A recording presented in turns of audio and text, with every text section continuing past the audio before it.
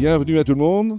Donc, nous avons un petit déjeuner qui va durer 1h30, 2 heures en fonction de vos questions. L'idée, c'est vraiment que ce soit, comme je l'ai indiqué, le plus interactif possible. On a la chance d'avoir quelques clients et utilisateurs transporteurs autour de la table, ainsi qu'un cabinet de conseil. Donc, a priori, tous les acteurs nécessaires à mener à bien ce type de projet d'installation d'une plateforme de transport. On verra pourquoi je donne le nom plateforme et non pas TMS. Donc, nous avons autour de la table, enfin, c'est pas vraiment une table, mais dans le panel, la chance d'avoir Michelin avec Cyril. Donc, Cyril, je te laisse te présenter. Oui, bonjour à tous. Donc, je suis Cyril Faure, je suis spécificateur transport au sein de l'ingénierie logistique Europe. Et donc, je travaille essentiellement sur l'optimisation du réseau transport en Europe, notamment en FTL. Et je suis également en charge du compte Transporéon et de la mise en place des différents modules avec Transporéon. Voilà. À côté de Cyril, nous avons la société Ascot, commissaire de transport, avec Frédéric. Donc, bonjour, Frédéric Lanchet, je dirige des sociétés de logistique et donc de transport, en l'occurrence Ascot. Puisque bien entendu, la mise en place de ce type de système donne de la valeur ajoutée aux chargeurs, mais aussi aux transporteurs, on le verra pendant cette discussion. À côté de Frédéric, nous avons Olivier, donc, qui représente le cabinet de conseil Diagma et qui est en charge de l'aspect supply chain et logistique. Bonjour, donc tout a été dit. On est un cabinet de conseil spécialisé en supply chain. On a été fondé il y a globalement 50 ans, basé à Paris et voilà. Donc exclusivement supply chain autour de 4 piliers, la stratégie de l'entreprise à long terme, tout ce qui est network design, où mettre les entrepôts, les usines, ce genre de choses. Ensuite, SNOP, gestion des stocks. Et le dernier, c'est bien sûr tout ce qui est gestion des flux, donc que ce soit en entrepôt ou en camion, avec les transports au sens large. Voilà. Et enfin, puisque Transporéon est vraiment très très présent à Clermont-Ferrand, nous avons Jean-Christophe de chez Limagrain, aussi basé à Clermont-Ferrand. Et je te laisse te présenter.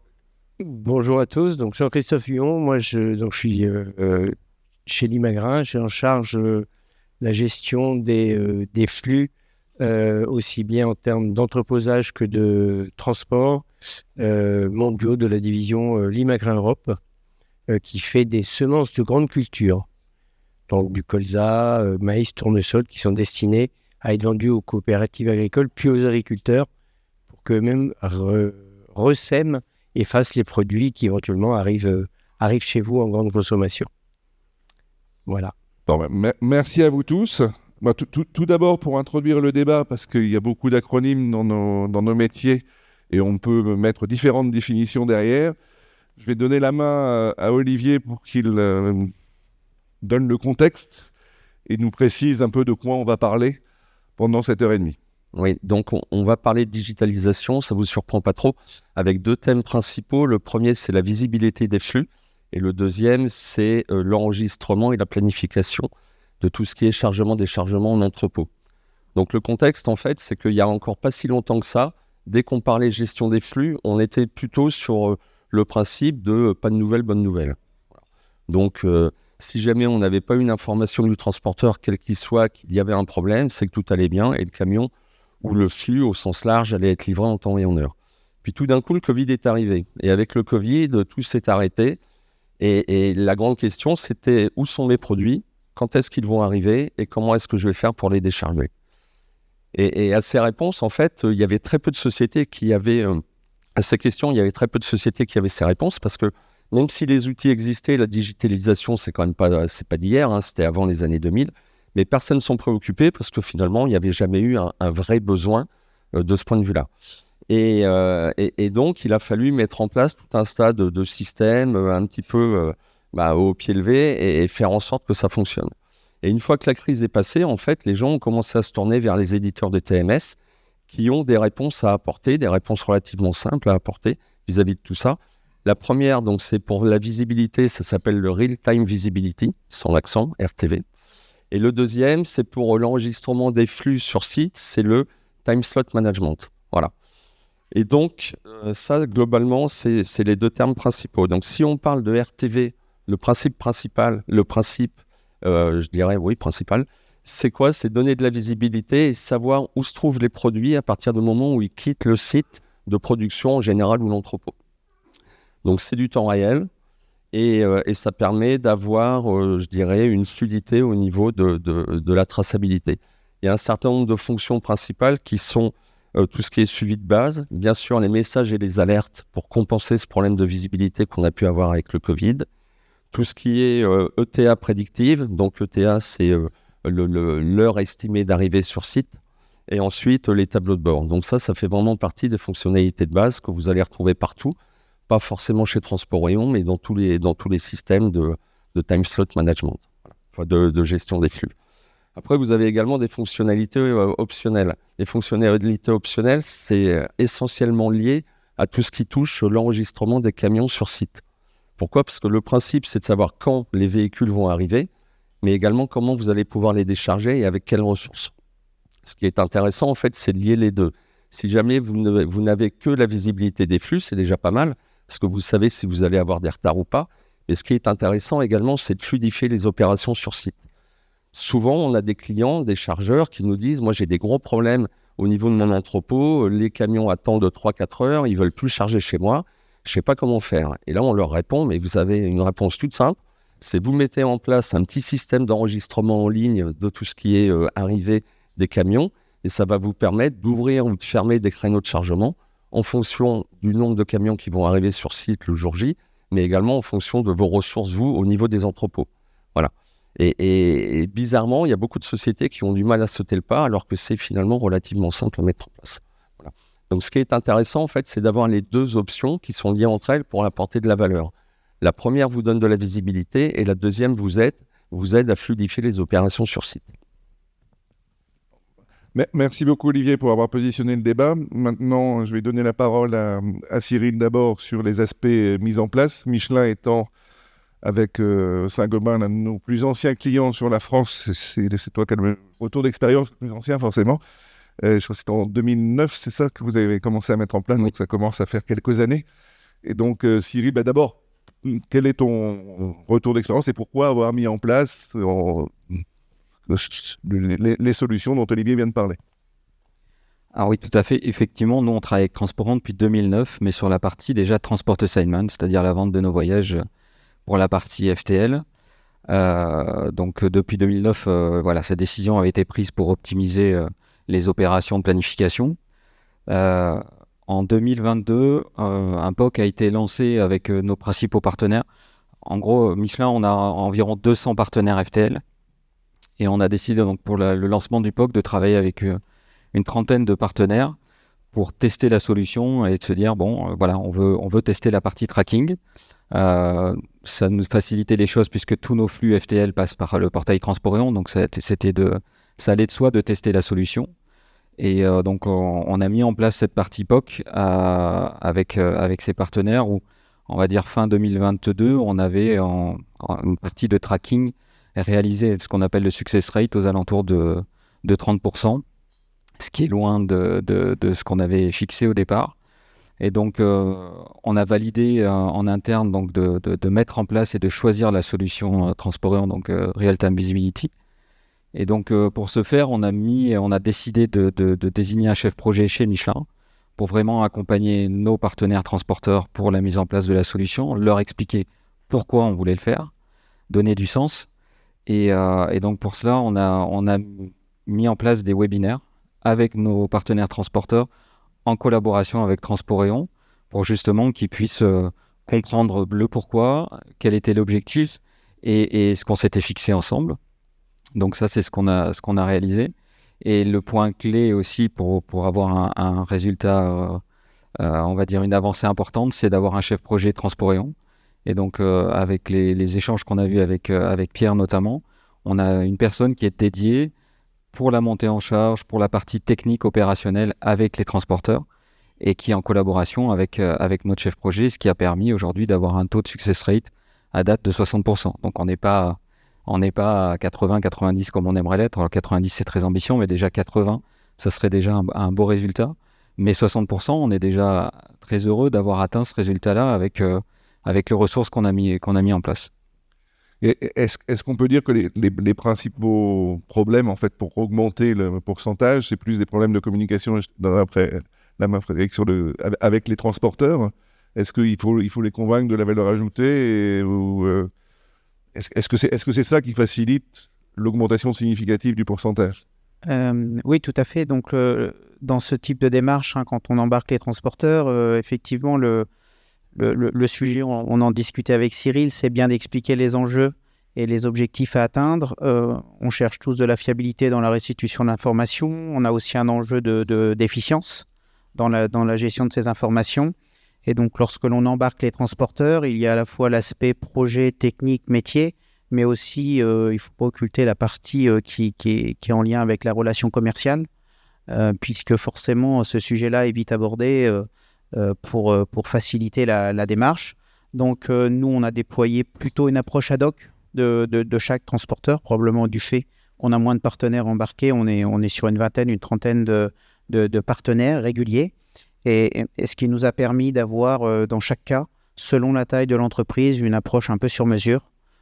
Pour certaines entreprises, souvent les plus grosses, des barrières technologiques, des visions plus techniques de comment on établit les connexions.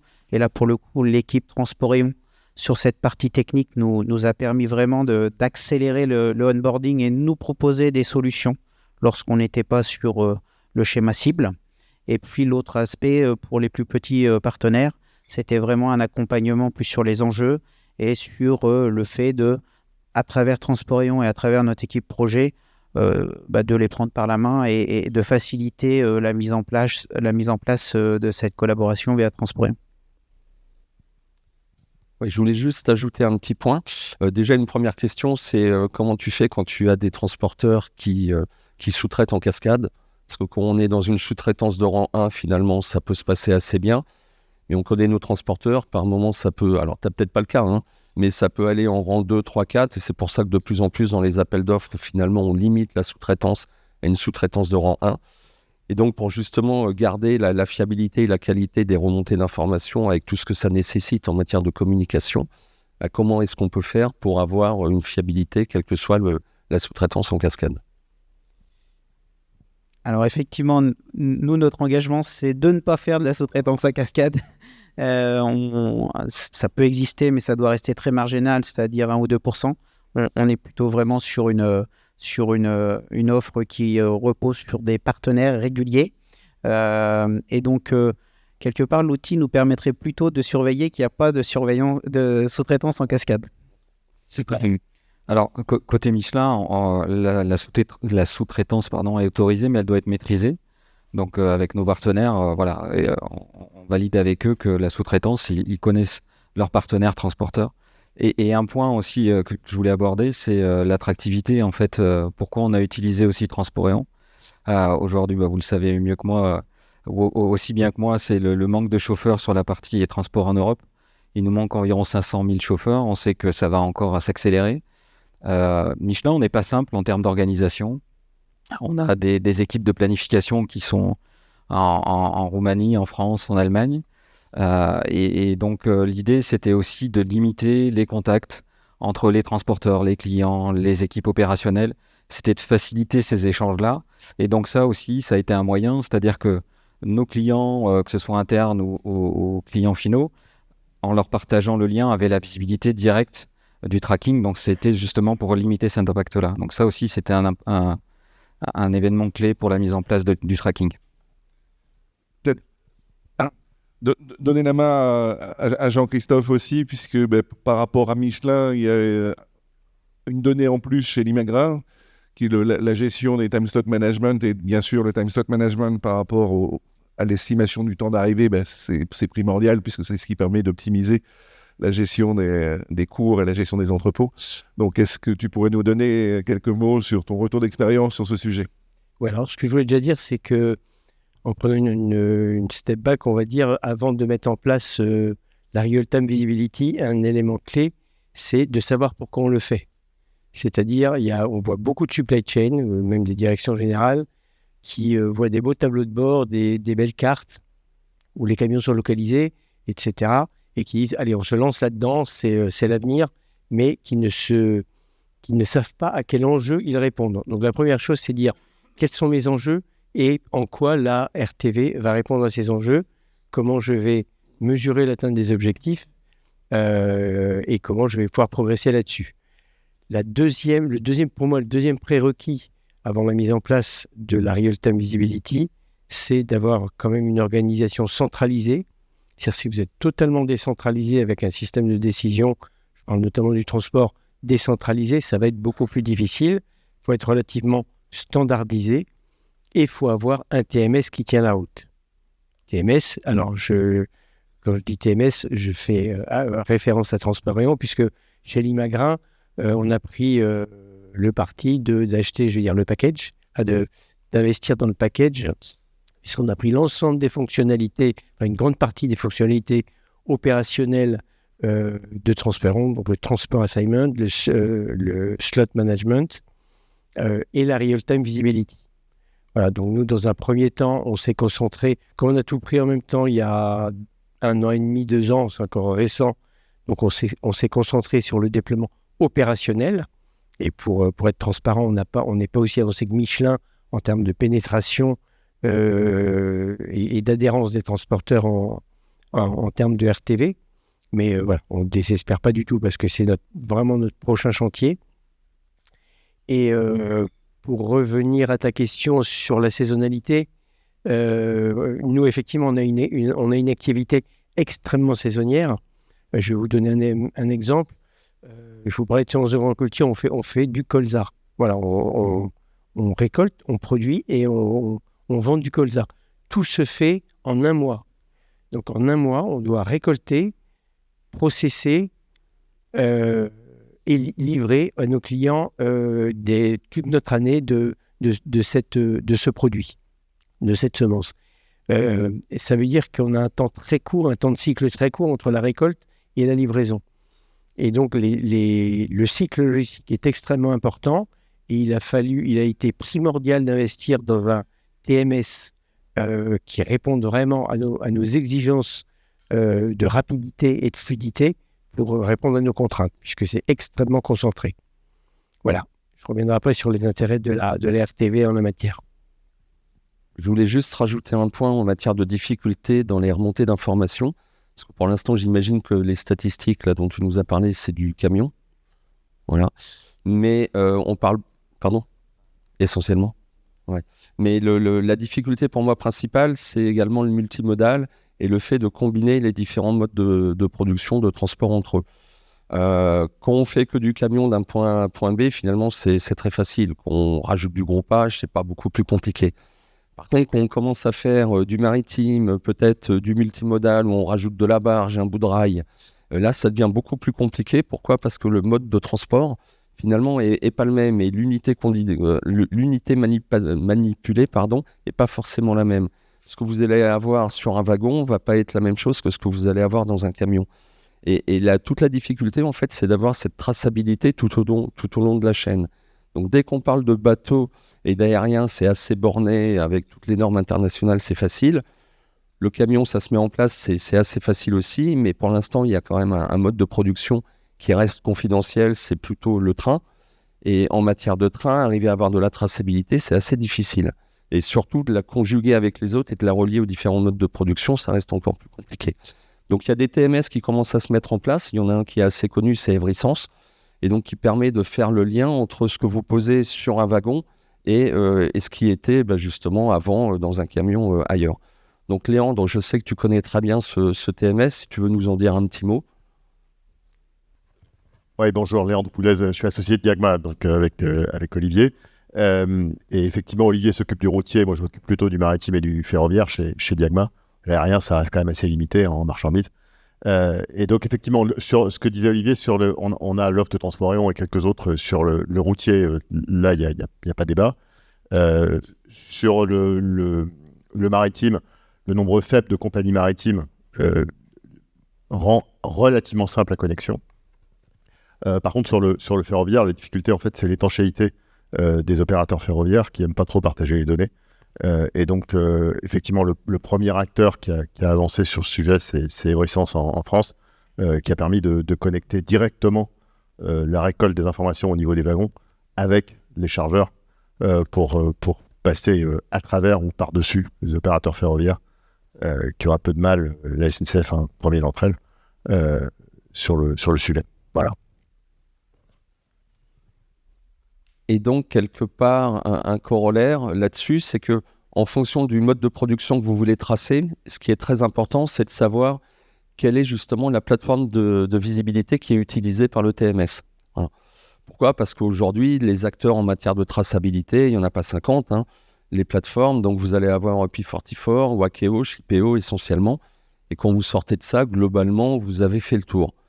Transporeon a une spécificité, c'est-à-dire qu'il a acheté en fait Sixfold il y a une dizaine d'années à peu près, et donc en interne, ils ont une plateforme de tracking. Mais sur les autres TMS, c'est pas du tout le cas. Donc en fait, ils ont des partenaires qui leur remontent des informations, et en fonction de la typologie de la plateforme qui a été quelque part partenarisée, vous allez avoir des retours d'informations très forts en matière de maritime ou d'autres très forts en matière de route.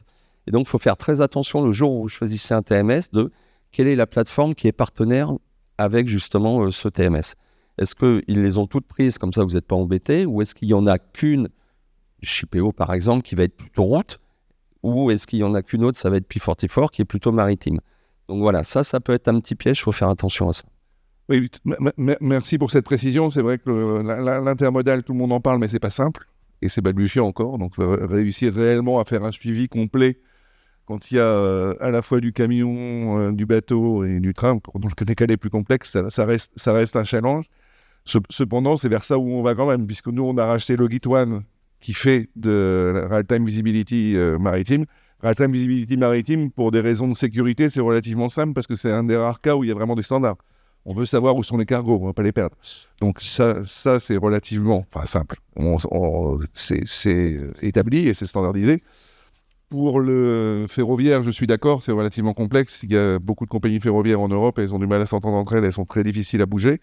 Juste pour ton information, Olivier, on a gagné la semaine dernière, ou il y a 2 semaines, à Vienne, un award de logistique pour justement une association avec Rail Cargo qui nous permet de faire sur certaines compagnies ferroviaires du suivi en temps réel en utilisant nos propres technologies. Mais effectivement, c'est du cas par cas parce qu'il faut convaincre les différentes sociétés ferroviaires et c'est pas forcément très simple.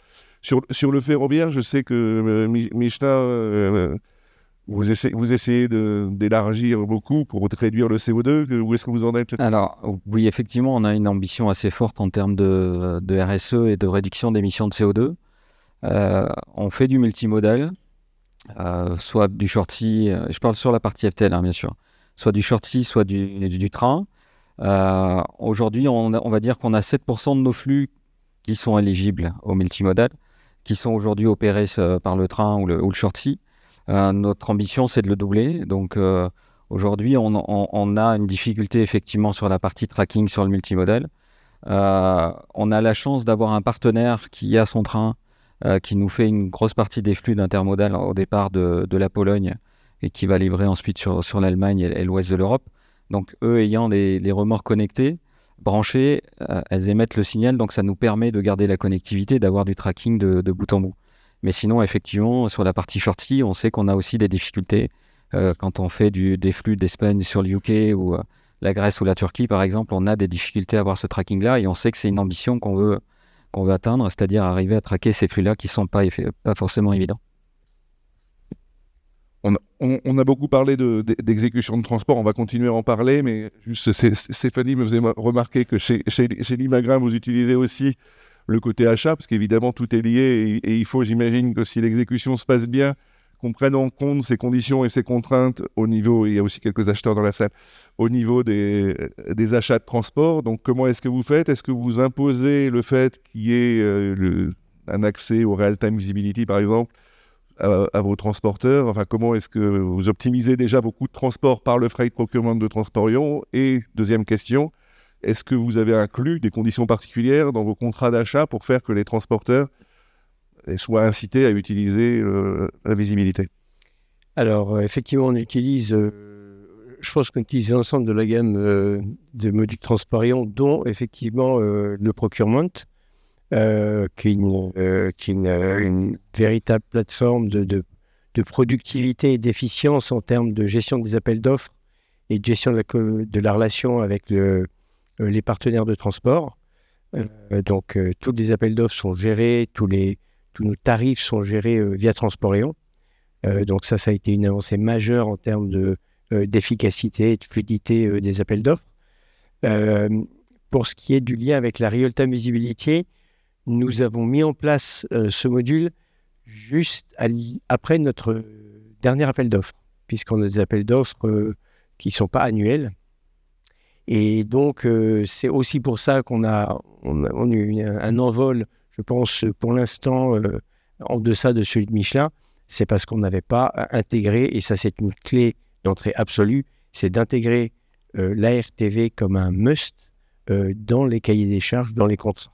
Si vous ne le mettez pas, si vous le mettez, ça ne veut pas dire que vous aurez 100% demain, ça c'est clair, mais si vous ne le mettez pas, alors là vous allez ramer, passez-moi l'expression, pour arriver à une meilleure adhérence des transporteurs. Donc il faut vraiment que l'ARTV soit une exigence au même titre que la mise à disposition des moyens, la prise de rendez-vous, etc. Et que la RTV soit à l'agenda des revues périodiques que l'acheteur et que l'opérationnel fait avec ses partenaires de transport. Et côté transporteur, parce que ces plateformes peuvent être vues de façon négative, donc tous nos prix vont être transparents, on va avoir des contraintes additionnelles. Il y a aussi une valeur ajoutée, vous allez avoir moins de temps d'attente, etc. Qu'est-ce qui fait que la balance va plutôt du côté positif que du côté négatif? Et est-ce que ça change? Est-ce que les transporteurs commencent à comprendre l'intérêt plus qu'il y a quelques années? Oui, complètement. Je pense qu'aujourd'hui, on doit une information fiable à nos donneurs d'ordre. On a besoin de restituer une information plus rapidement. Et donc, la RTV répond complètement à cet enjeu. Nous, on le voit finalement dans une vision amont-aval en tant que commissionnaire. À la fois, on a besoin d'informations plus rapidement, plus fiables de nos partenaires transporteurs et on souhaite aussi, dans le même laps de temps, la restituer à nos clients donneurs d'ordre. Donc, c'est pour ça qu'on s'est embarqué dans le projet avec Transporéon. C'était vraiment cette capacité à dire j'ai une information que je vais aller capter en amont chez mes partenaires. J'ai besoin de la fiabiliser, j'ai besoin d'embarquer tout le monde. On est beaucoup plus jeune dans le process, mais aujourd'hui, on a embarqué en quelques mois, depuis le début d'année, je dirais quasiment 2/3 de nos transporteurs. Ce qui ne veut pas dire qu'on a 2/3 encore de remontée, mais on a déjà un taux d'avancement qui est très significatif et qui se rapproche de quasiment 50%. Donc en quelques mois, c'est relativement rapide. Et je dirais en restitution, on entame cette démarche, restitution client. Nous, notre objet, c'est surtout de rien cacher et l'information qu'on capte, de la restituer sans vouloir la modifier.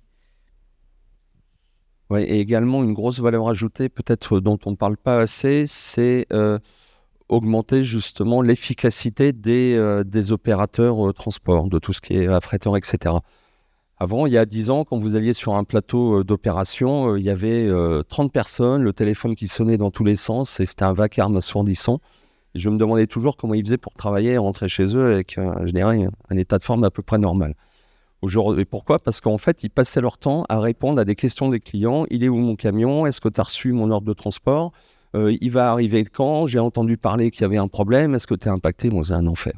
Et donc, c'était comme ça sans arrêt. Et les équipes transport étaient finalement polluées par tout ce qui était visibilité du transport et information vis-à-vis du donneur d'ordre ou du destinataire final.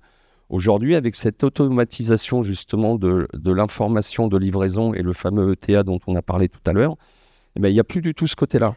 Et la grosse valeur ajoutée des opérateurs transport, des affréteurs, maintenant, c'est de gérer les problèmes, mais les vrais problèmes.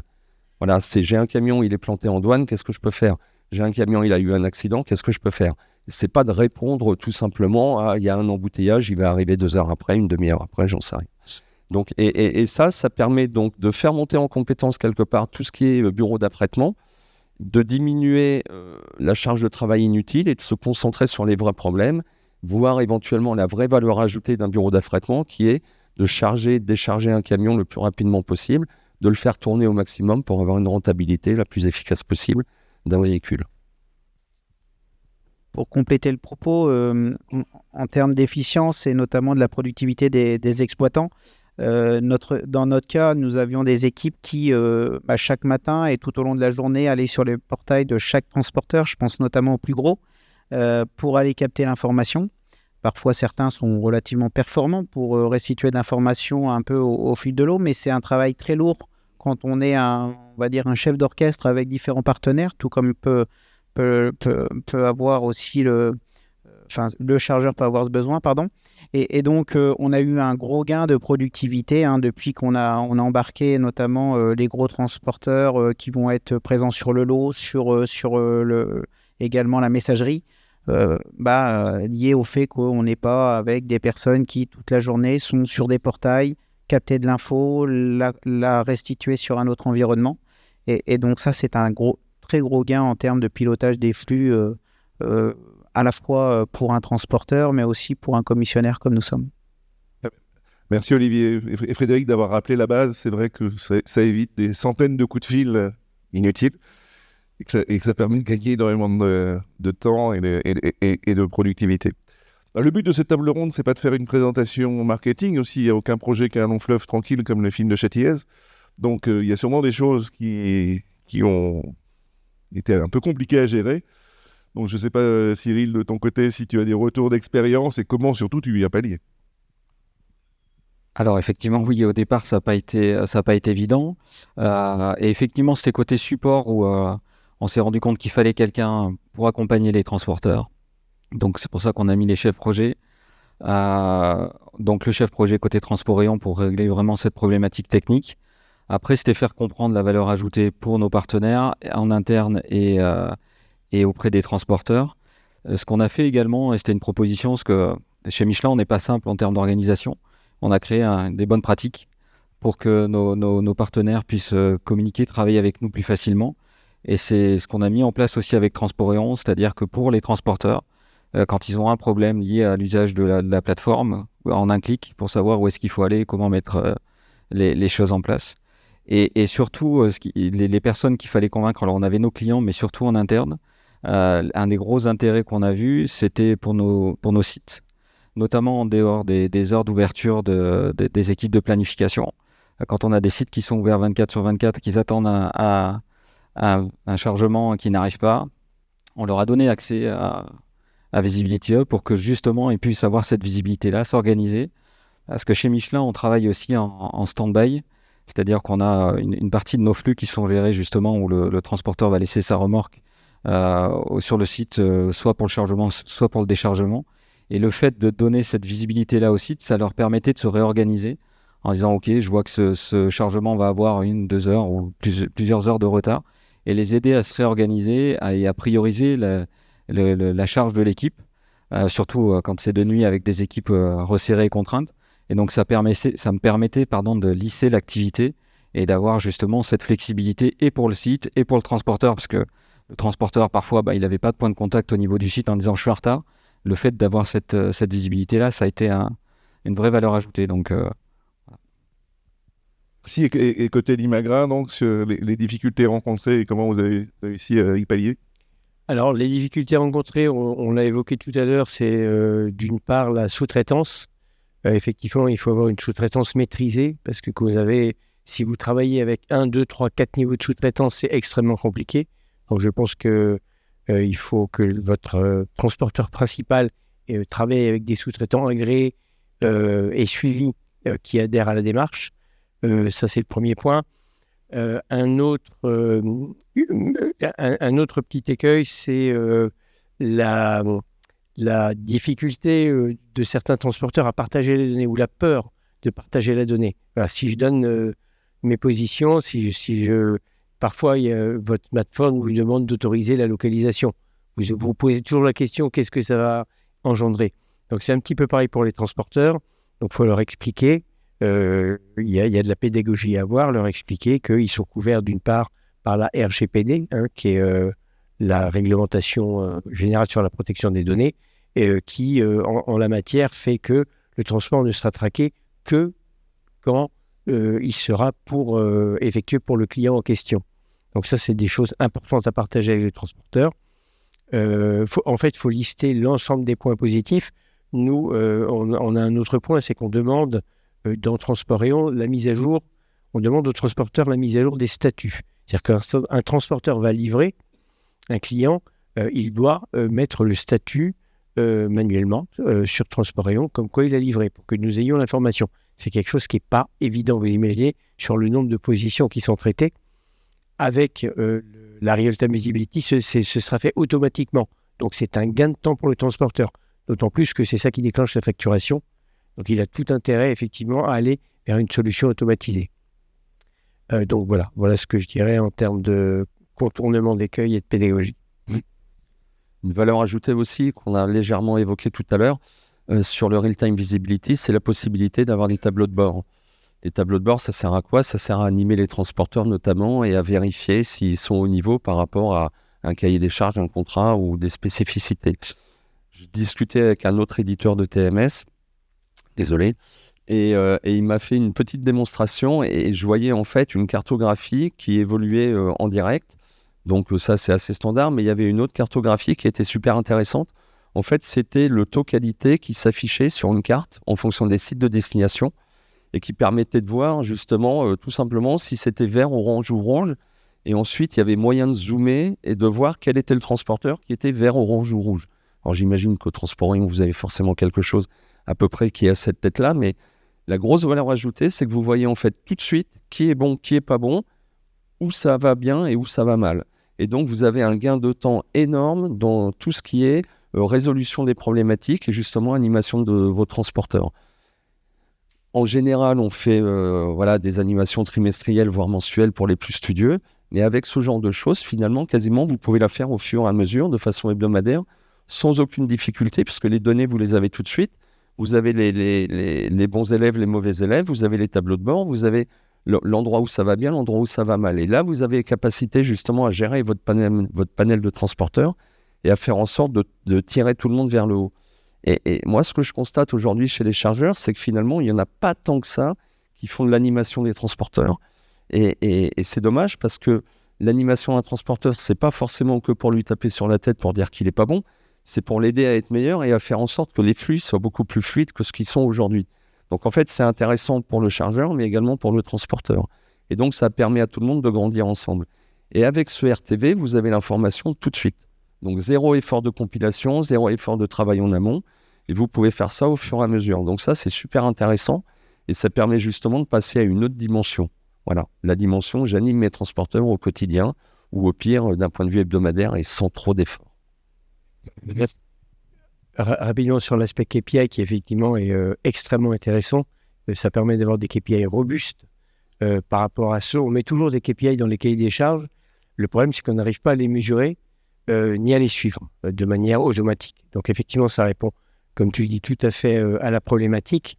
Et aussi, on parle d'évaluation du transporteur, mais le fait d'avoir des données fiables sur l'heure d'arrivée d'un véhicule sur un site, son heure de déchargement et son heure de départ du site, permet aussi au transporteur de nous dire « Écoutez, monsieur, vous dites que je suis en retard, mais j'ai attendu 2 heures dans votre file d'attente de camion. » Donc, je pense que le travail de collaboration et d'amélioration continue, il est dans les deux sens. Et donc, il y a une spirale vertueuse qui se met en place de travail commun entre le client et son transporteur. Ce qui est important, comme vous venez de le dire, c'est de travailler par exception, d'une part. Savoir que mon camion est à l'heure, ça n'a pas grande utilité. Par contre, savoir que ce camion-là va avoir 2 heures de retard pour réagir, ça c'est intéressant. Et aussi de factualiser les échanges. Factualiser les échanges pour 2 raisons. La première, c'est une raison, comme tu l'as expliqué, Olivier, on peut imaginer des KPI, mais des KPI qui soient aussi gratifiants. On peut très bien mettre sur le tableau de bord sur lequel les transporteurs vont se connecter, le fait que les 5 meilleurs transporteurs du mois soient ceux-ci. Et pas seulement négatif, pas seulement pour réclamer des pénalités ou ce genre de choses. Et la deuxième chose, c'est au niveau de la facturation. Si on a le suivi entier sur une plateforme comme Transporéon, il est beaucoup plus facile quand je reçois une facture de transport, je viens aussi des achats. Et sur les autres catégories d'achats, le défaut de facture ou le problème de matching de facture, excusez-moi pour l'anglicisme, c'est 2 à 3% des factures. Dans le transport, c'est 20 à 30%. C'est 20 à 30% pour des bonnes raisons, parce qu'il y a des choses qui sont imprévues dans le transport. Il y a des surcharges qu'on ne peut pas prévoir. L'attente, par exemple, quand on est typiquement une. Et donc, pour pouvoir régler tout ça, faciliter la gestion de la facturation, si on a tout sur une seule plateforme, c'est beaucoup plus facile. Plutôt que d'avoir 3 ou 4 coups de fil à donner pour savoir si je reçois une facture avec 200 € en plus, c'est justifié ou pas.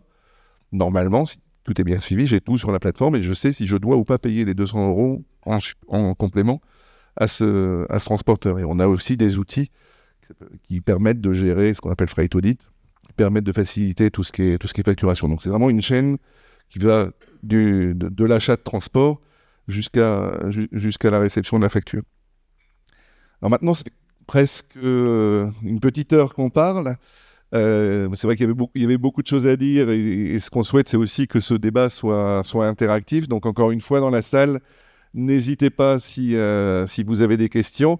Et juste pour rebondir sur les aspects meilleur contrôle des factures, etc., est-ce que c'est quelque chose qui vous aide actuellement ou c'est un second chantier? Est-ce que déjà les données que vous avez dans Transporion vous permettent de faciliter le traitement côté compte à fournisseur ou pas encore? Alors, pour la gestion facturation, non, c'est pas une problématique. Effectivement, sur la partie extra cost, surcharge, temps d'attente, effectivement, nos équipes qui gèrent cette partie-là demandent des justificatifs comme des données GPS ou autres. Donc, effectivement, ça peut les aider en ce sens. Quand on parlait de KPI, nous, c'est effectivement aussi le cas, pas lié à la facturation, mais au taux de retard, par exemple, un KPI qui fait partie de nos conditions commerciales.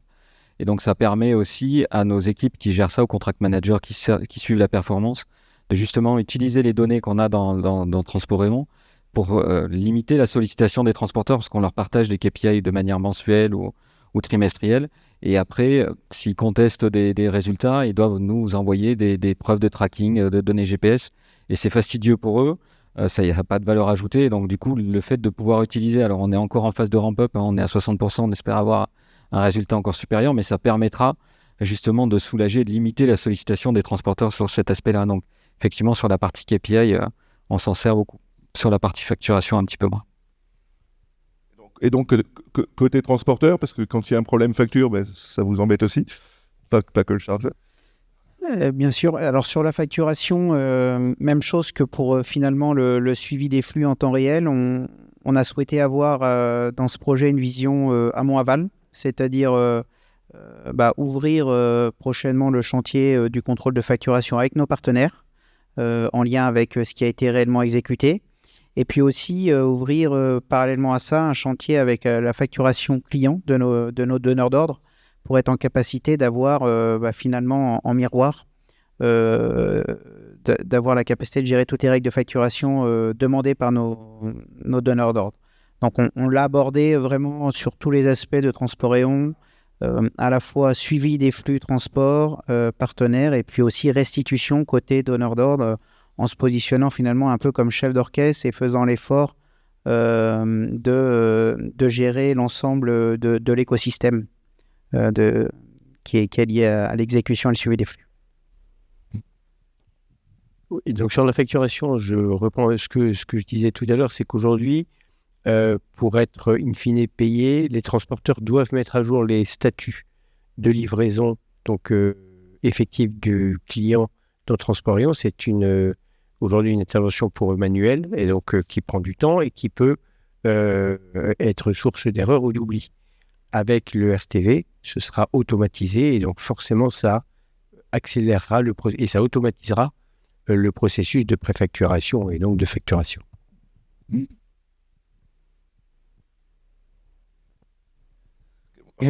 On a beaucoup parlé de convaincre les transporteurs et tu as parlé des webinars. Ces webinars, tu les fais transporteur par transporteur ou alors tu invites 10, 15, 20 transporteurs à la fois et ça peut créer une certaine émulation? Quelle est la façon dont vous procédez côté Michelin? Puisque certes, il y a une mise en place technique pour le Real-Time Visibility. Cette mise en place technique, elle est maintenant, je pense, maîtrisée. C'est pour ça qu'on pensait atteindre des taux au début quand tous ces outils de Real-Time Visibility sont sortis chez les éditeurs de 80 à 90% très rapidement. Mais on s'est aperçu que la communication avec les transporteurs et l'acceptation des transporteurs était en fait le point bloquant ou le point qui faisait que ça ne se faisait pas aussi facilement que ça. Donc, comment est-ce que tu procèdes sur les aspects webinar? Alors, ça a été, on va dire que ça a été assez simple au départ. Donc, on avait fait un POC avec 30 partenaires. Quand on a décidé de mettre tout le panel, on s'est dit que le webinar en discussion avec Transport 1 était le moyen le plus simple en fait de communiquer avec eux. Ce qu'on a fait, c'est qu'on a invité tout notre panel de transporteurs sur plusieurs sessions. Donc après, libre à eux de se connecter. On a fait un webinar en français et un webinar en anglais pour justement faciliter le partage et la communication, parce qu'on travaille avec des patrons chauffeurs jusqu'à des 3PL. Donc on a vraiment une typologie de transporteurs assez large. Donc l'idée, c'était de pouvoir communiquer avec tous. Donc ce qu'on a fait, c'est qu'on a créé ces webinars. On en a fait 2 dans chaque langue pour justement onboarder tous les transporteurs, répondre à leurs questions quand ils en avaient, et puis justement leur donner du sens de pourquoi on le faisait, la facilité, et leur démontrer le gain que ça allait leur apporter aussi à utiliser la solution. Donc voilà, c'est ce qu'on a fait en février et septembre. La difficulté, c'est que parfois on fait des appels d'offres avec de nouveaux entrants. Alors on va dire que notre panel ne bouge pas beaucoup, hein, mais l'idée aussi, c'est d'à chaque fois d'onboarder les nouveaux partenaires avec lesquels on pourrait travailler sur de nouveaux périmètres pour s'assurer qu'ils ont bien compris les enjeux et qu'ils soient bien dans la démarche du tracking. Oui, pour donner la vision transporteur, nous avions reçu depuis 2-3 ans des mails pour dire voilà, monsieur le transporteur, il faut vous connecter, on a un projet de visibilité des opérations, et donc voilà, on vous donne le contact sur une plateforme décentralisée, et allez-y. Donc on s'est dit, bon, bah, voilà, ça c'est typiquement ce qu'il ne faut pas qu'on fasse.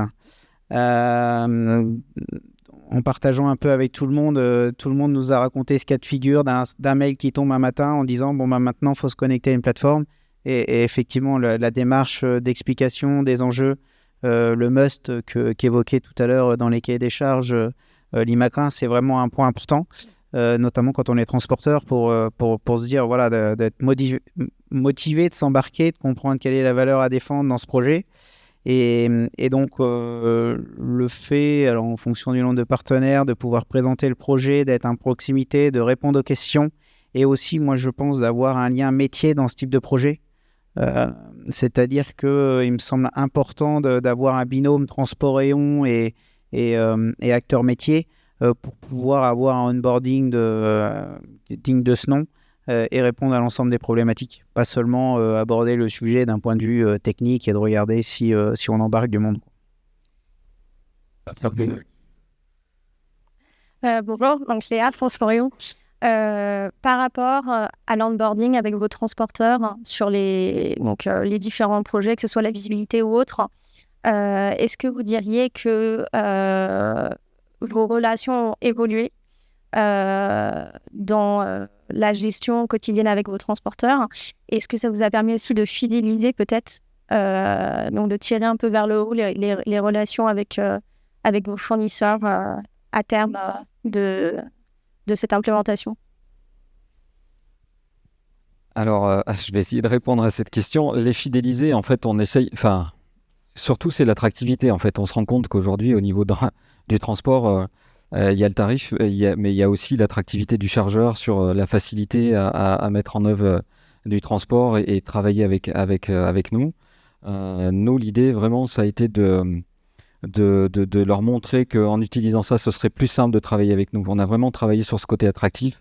Après, la fidélisation, on parle vraiment de partenariat, donc on essaye de... Enfin voilà, on n'a pas énormément d'entrants dans nos partenaires, mais l'idée, c'est vraiment de pouvoir les garder et de conserver la capacité. Et donc de montrer qu'on n'est pas juste un client pour eux, mais un partenaire. Et donc du coup, le fait de limiter la difficulté à travailler avec nous, c'était ce côté partenariat et facilitation. Juste pour compléter, parce que j'étais surpris la première fois que tu m'as dit ça, parce que l'attractivité de Michelin, on a du mal à comprendre que les gens ne soient pas attirés à aller chez Michelin. Mais c'est parce que charger des pneus, c'est pas facile, c'est ça? Oui, c'est ça. Les pneus seraient carrés, ce serait plus simple. Sauf que c'est pas prévu. Et donc, parfois, c'est pour ça qu'on a mis cette notion de stand-by. Parce qu'effectivement, on peut avoir des chargements qui durent plusieurs heures, 3, 4, voire 6 heures pour charger une remorque. Et donc, l'idée du stand-by, c'est que le transporteur laisse sa remorque sur notre site.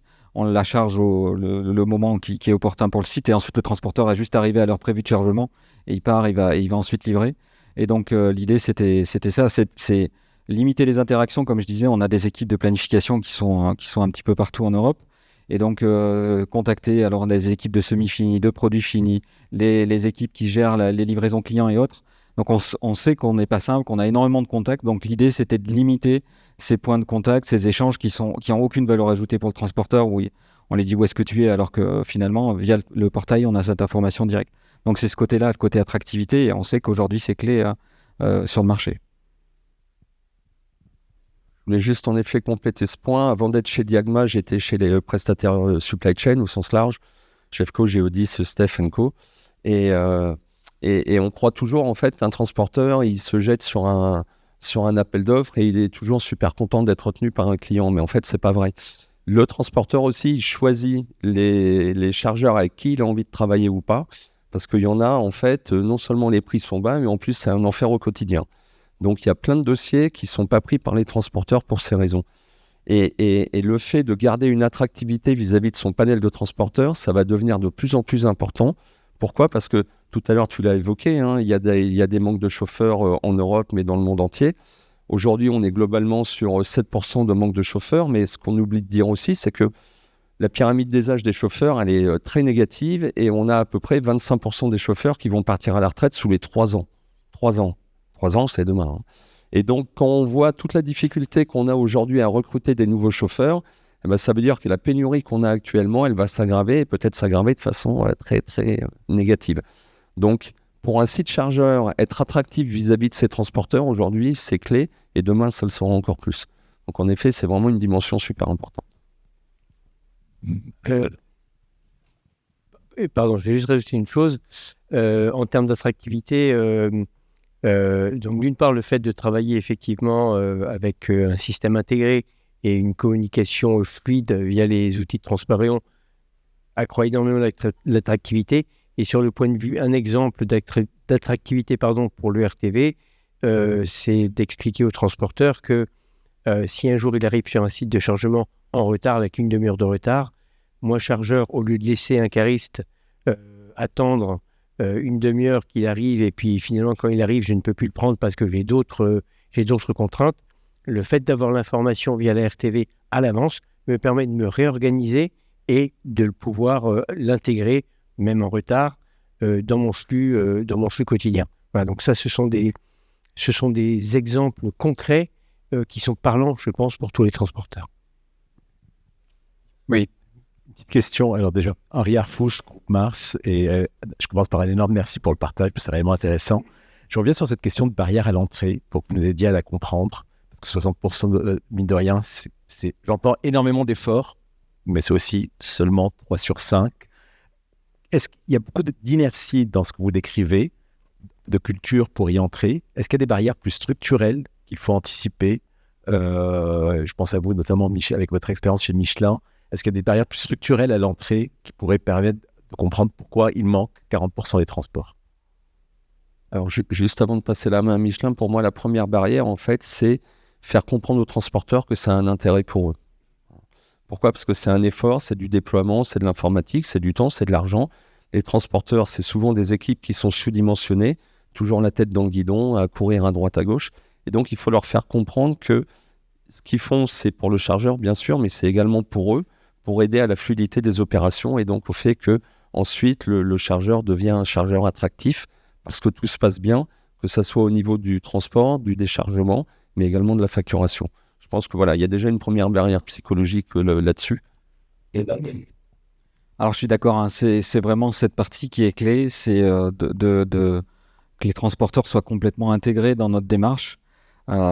Et ce qu'on avait fait d'ailleurs, c'est qu'on avait fait une enquête auprès de nos principaux partenaires quand on a fait le POC pour comprendre pourquoi, quels étaient les points bloquants, qu'est-ce qui manque.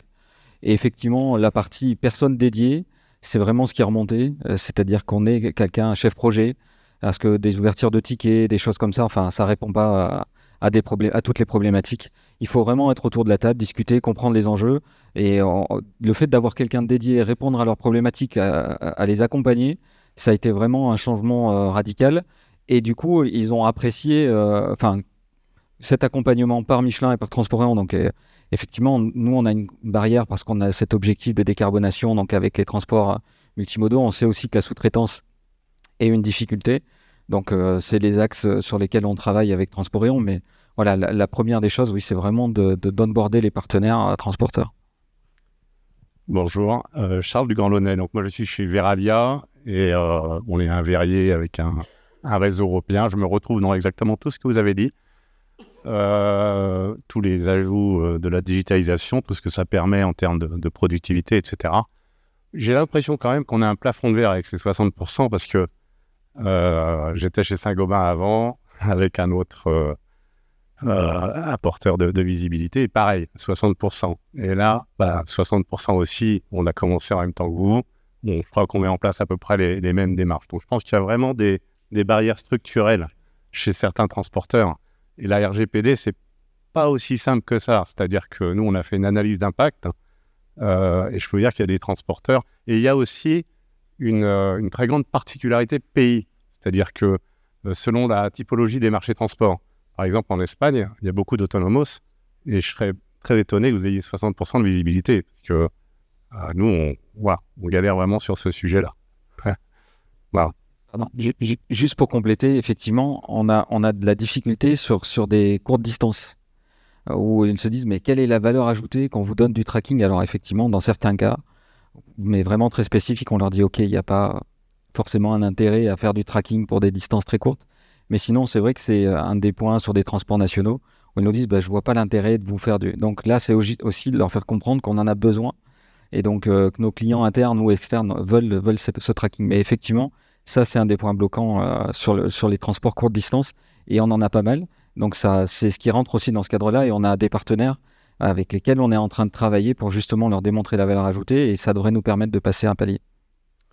Et alors, dernier point pour apporter ma petite contribution, le suivi en temps réel unitaire, ok, mais ce dont on a vraiment besoin, c'est des données agrégées pour pouvoir calculer un on-time delivery par client, par site de départ, etc. Et ça, pour le moment, je ne le vois pas encore dans la partie analytics. Mais alors, je crois que ça vient. Ça va venir très bientôt cet été, je crois. Oui, d'accord. Parce que je l'ai vu chez d'autres éditeurs et on a vraiment besoin de ça, en fait. Suivre camion par camion, ça limite, quoi. Voilà. Voilà, merci. Juste pour revenir sur le plafond de verre, alors on n'a pas le même track record que Michelin sur le sujet, mais pour moi, le plafond de verre que nous, on peut entrevoir, c'est plutôt la relation que l'on a avec les plus gros partenaires transporteurs, puisqu'ils ont plutôt assez souvent une vision refermée sur leur monde qui est déjà assez important.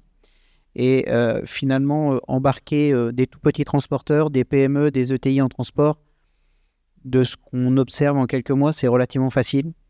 On rassure sur la partie technique, on prend éventuellement un peu par la main, mais c'est assez simple.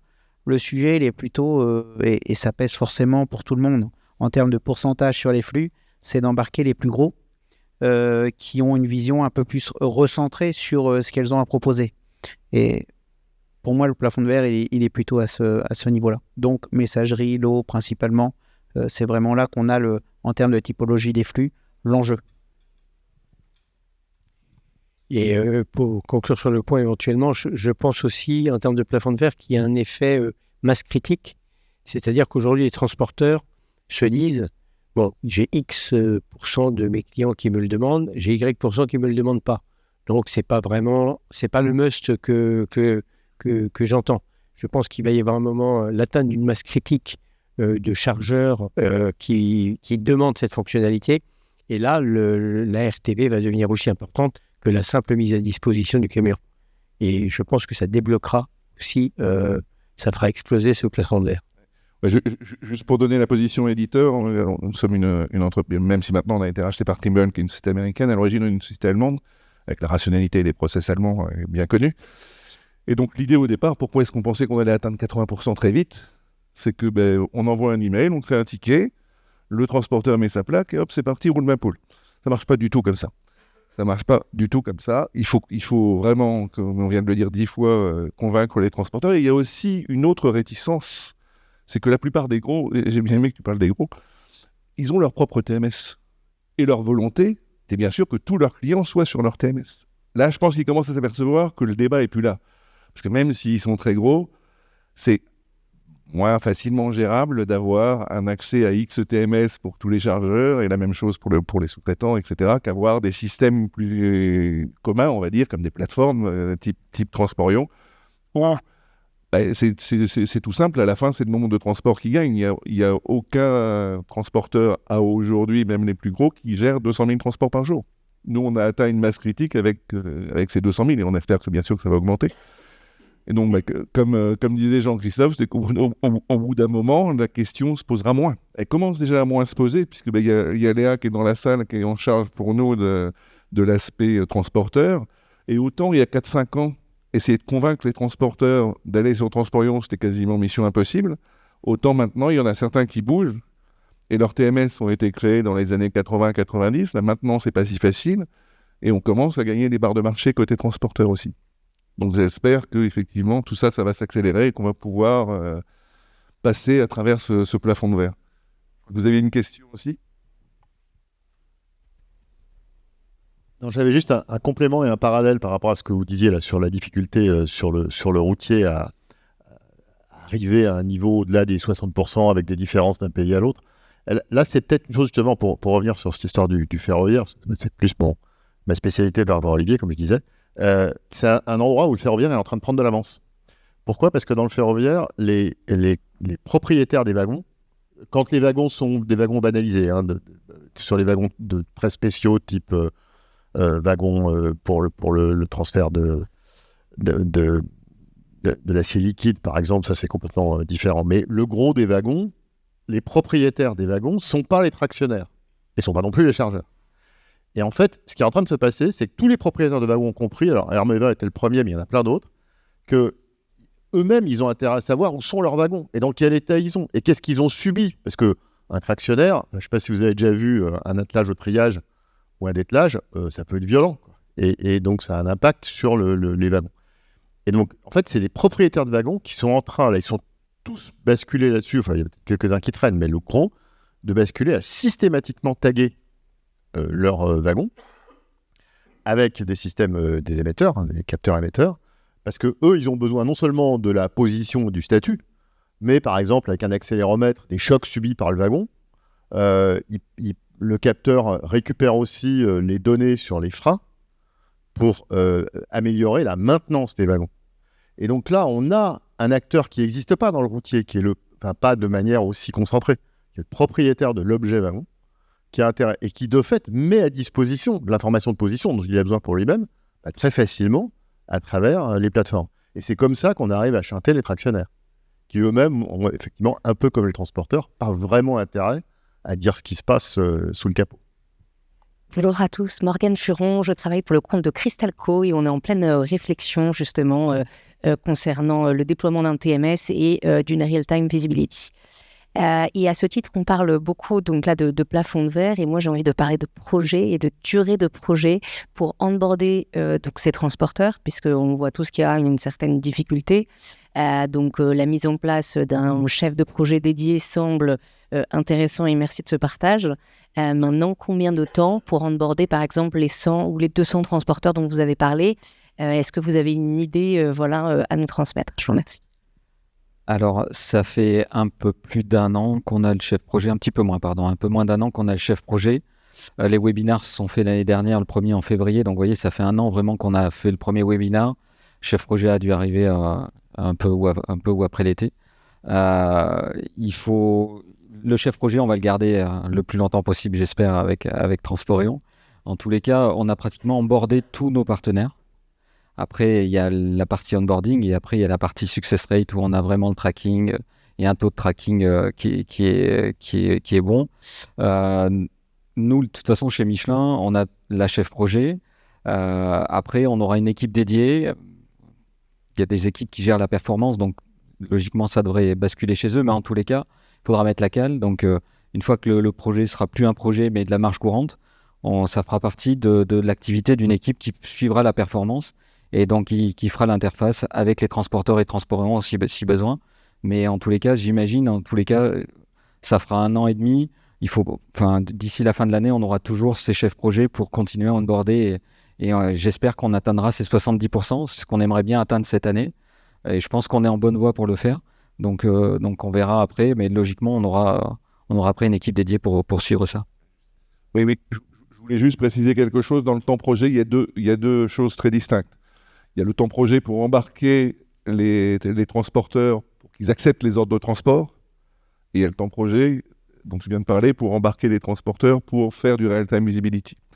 Pour pouvoir réellement démarrer techniquement le projet et que les transporteurs acceptent les ordres de transport, c'est beaucoup plus rapide, c'est 3-4 mois. Enfin, après, ça dépend si vous avez des spécifiques ou pas, je ne connais pas votre dossier en détail, mais c'est 3 ou 4 mois. Pourquoi ?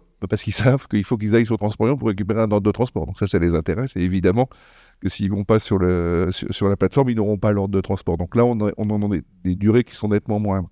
Par contre, effectivement, mettre en place le suivi en temps réel, les convaincre tous, surtout comme quand chez Michelin, il y en a 200, ça met plus d'un an. Je ne sais pas, côté Limagrin, si Jean-Christophe, tu as des commentaires là-dessus, sur le temps projet ? Non, je suis en phase avec ce que vous disiez tous les deux. Effectivement, il faut pas hésiter à investir au départ dans des ressources qui ne sont pas illimitées, mais voilà, clairement se dire que ça ne se fera pas en temps masqué ou que ça ne se fera pas naturellement parce qu'on démarre le projet. Donc, effectivement, il faut pendant, je dirais le plus longtemps possible, un accompagnement de ce déploiement, puisque d'une part pour atteindre le plafond de verre qu'on évoquait tout à l'heure, et après pour le dépasser.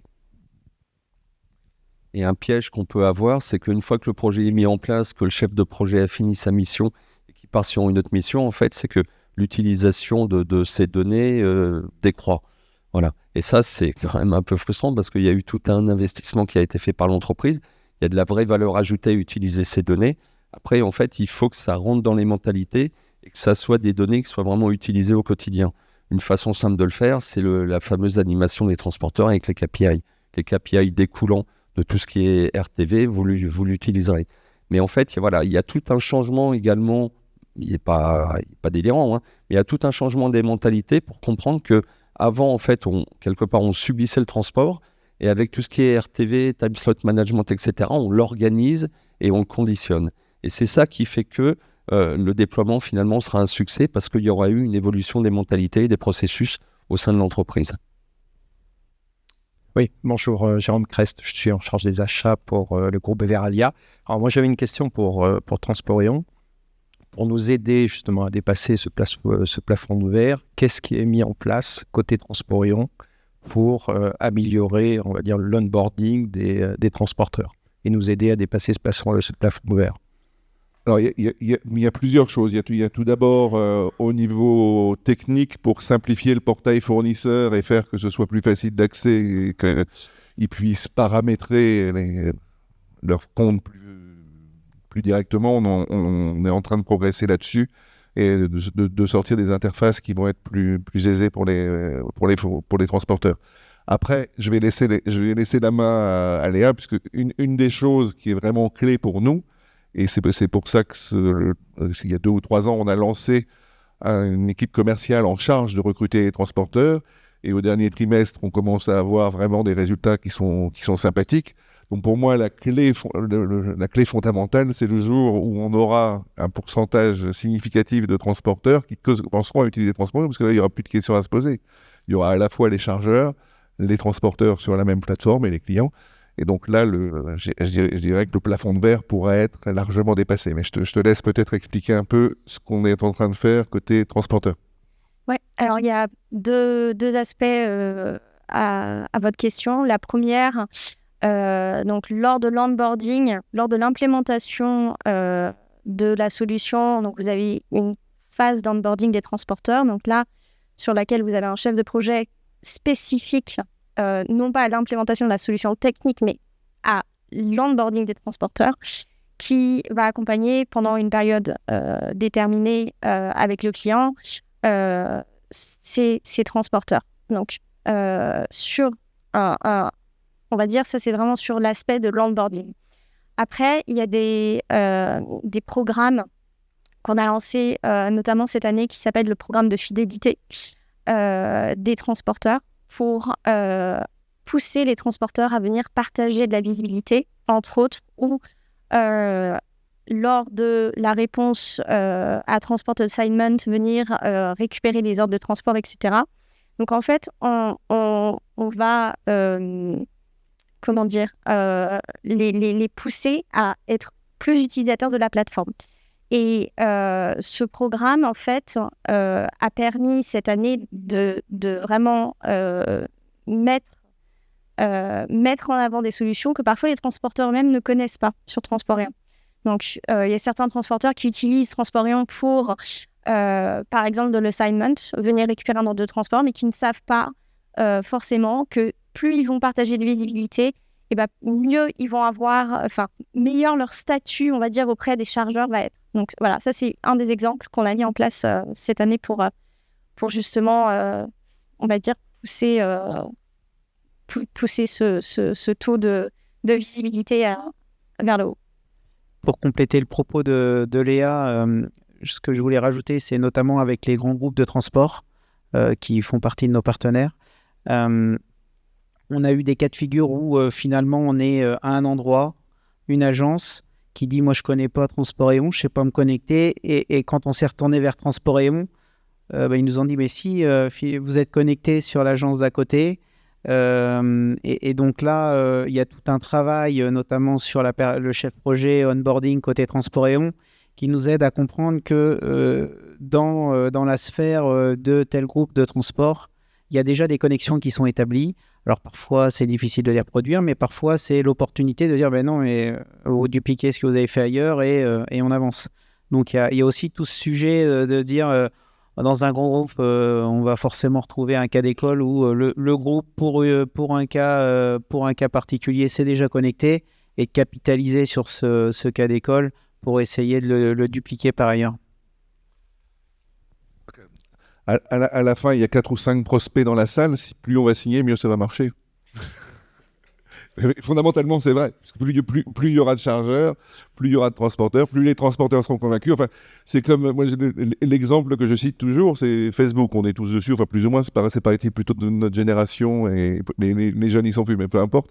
Si Facebook était resté un groupe de jeunes étudiants à Harvard, il y a très peu de gens, sauf peut-être quelques-uns parmi vous, peut-être fait Harvard, mais pas moi, serait sur Facebook. Si on y est, c'est parce qu'il y a plus de 2 milliards, je crois, de gens. C'est la poule et l'œuf, quoi.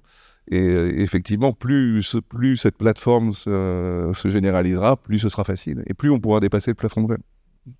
Oui, bonjour, je m'appelle Ganesh, donc je travaille chez Seva Logistique. Je m'occupe de la partie digitalisation. Donc, je rejoins un peu Olivier sur la partie commissionnaire parce qu'on s'occupe à la fois du côté chargeur, on rentre les données, les plaques pour pouvoir apporter de la visibilité. Et de l'autre côté, on a nous aussi nos transporteurs. Et ce qu'on remarque, le premier point, c'est sur tout ce qui est régulier, protocolé, globalement, les partenaires jouent le jeu. Pourquoi ? C'est le même camion, c'est les mêmes plaques. Donc, en fait, ça marche plutôt bien.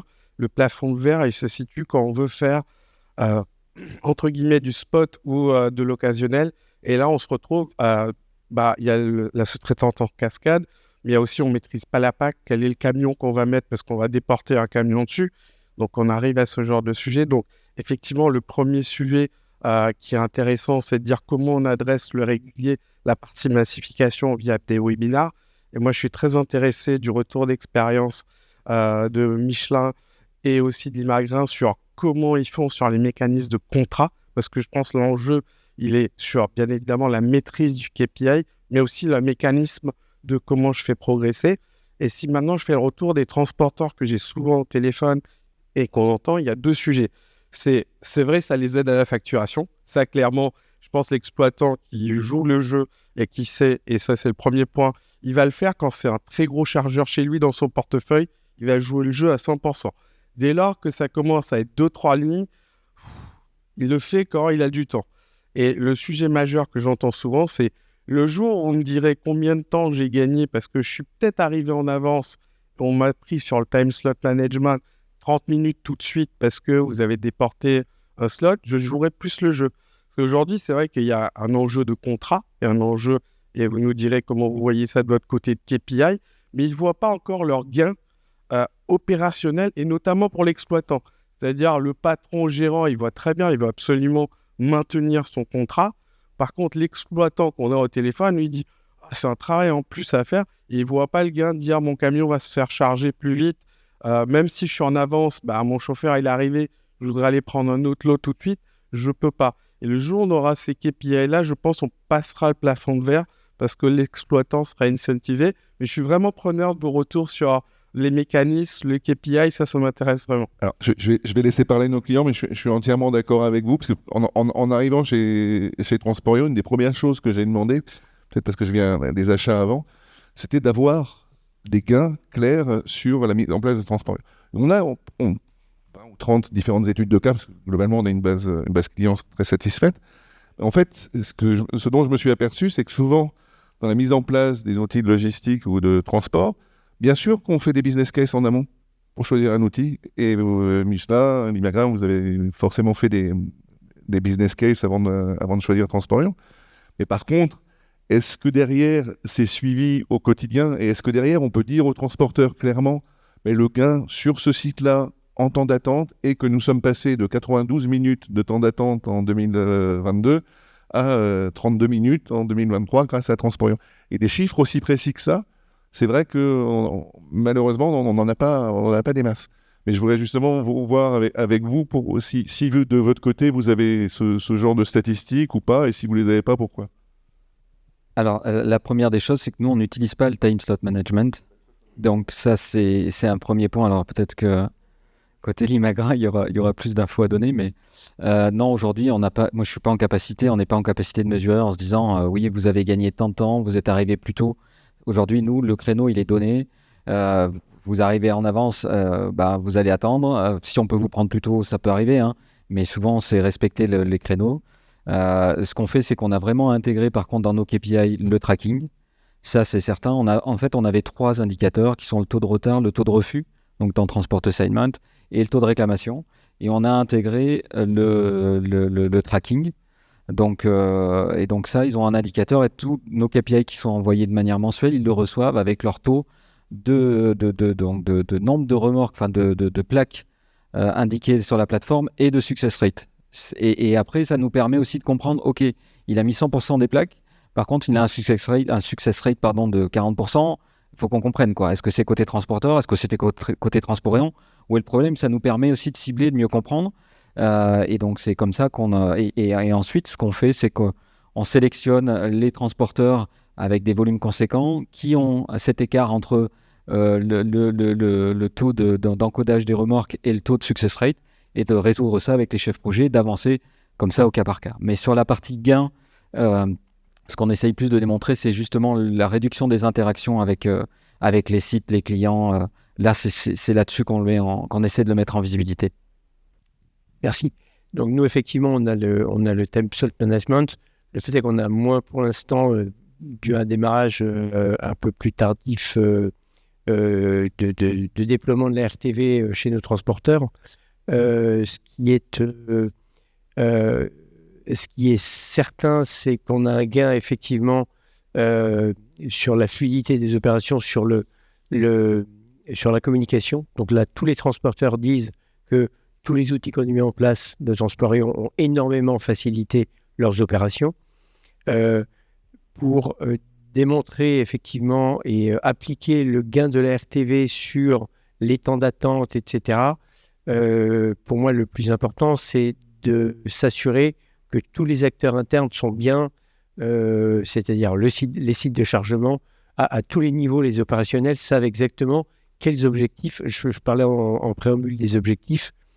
Si l'un des objectifs, c'est l'amélioration, effectivement, de la relation transport et la réduction des temps d'attente, il faut bien sûr que le transporteur soit au courant, que ceux qui mettent en place les RTV, mais aussi les opérationnels chez le chargeur, jouent le jeu, prennent les informations et les actionnent. Et c'est là qu'il y a un travail à faire de communication pour que tout le monde, s'il y a un maillon de la chaîne qui ne fonctionne pas, on n'y arrive pas, effectivement.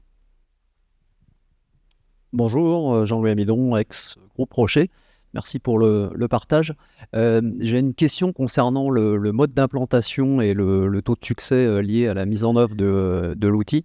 Est-ce que le faire en 2 étapes, d'abord avoir la confirmation de la livraison, de l'heure de livraison, de l'arrivée du camion, et avoir un lien avec la facturation, et donc forcer une certaine mesure les transporteurs à être vertueux pour être payés à l'heure du transport. Est-ce que c'est pas le bon moyen pour après ensuite mettre en œuvre la RTV qui peut être sur toute la ligne relativement intrusif par rapport au sujet de RGPD ou même de management de la flotte, des temps d'arrêt ou des temps de repos, des endroits où le camion s'arrête sur des parkings sécurisés ou pas? Je ne sais pas quel est votre retour de synchronisation. Je laisserai Cyril répondre. Alors, pour ce qui concerne Limagrin, nous, c'est ce qu'on a fait en fait, puisque on s'est d'abord orienté sur l'aspect mise en place opérationnel. Et aujourd'hui, les transporteurs, pour l'instant, gèrent principalement la mise à jour des statuts. Donc, effectivement, ils se rendent compte et ils nous remontent que quand il y a 1000 positions et qu'il y en a 2 qui n'ont pas été mises à jour, ça peut bloquer une facture. Ce qui va faciliter, et c'est notre prochain chantier, ça sera un argument, je pense, important pour le déploiement de la RTV chez les transporteurs. Je ne peux pas vous dire aujourd'hui quel sera le résultat, mais on a de bons espoirs qu'effectivement, ça soit un bon argument.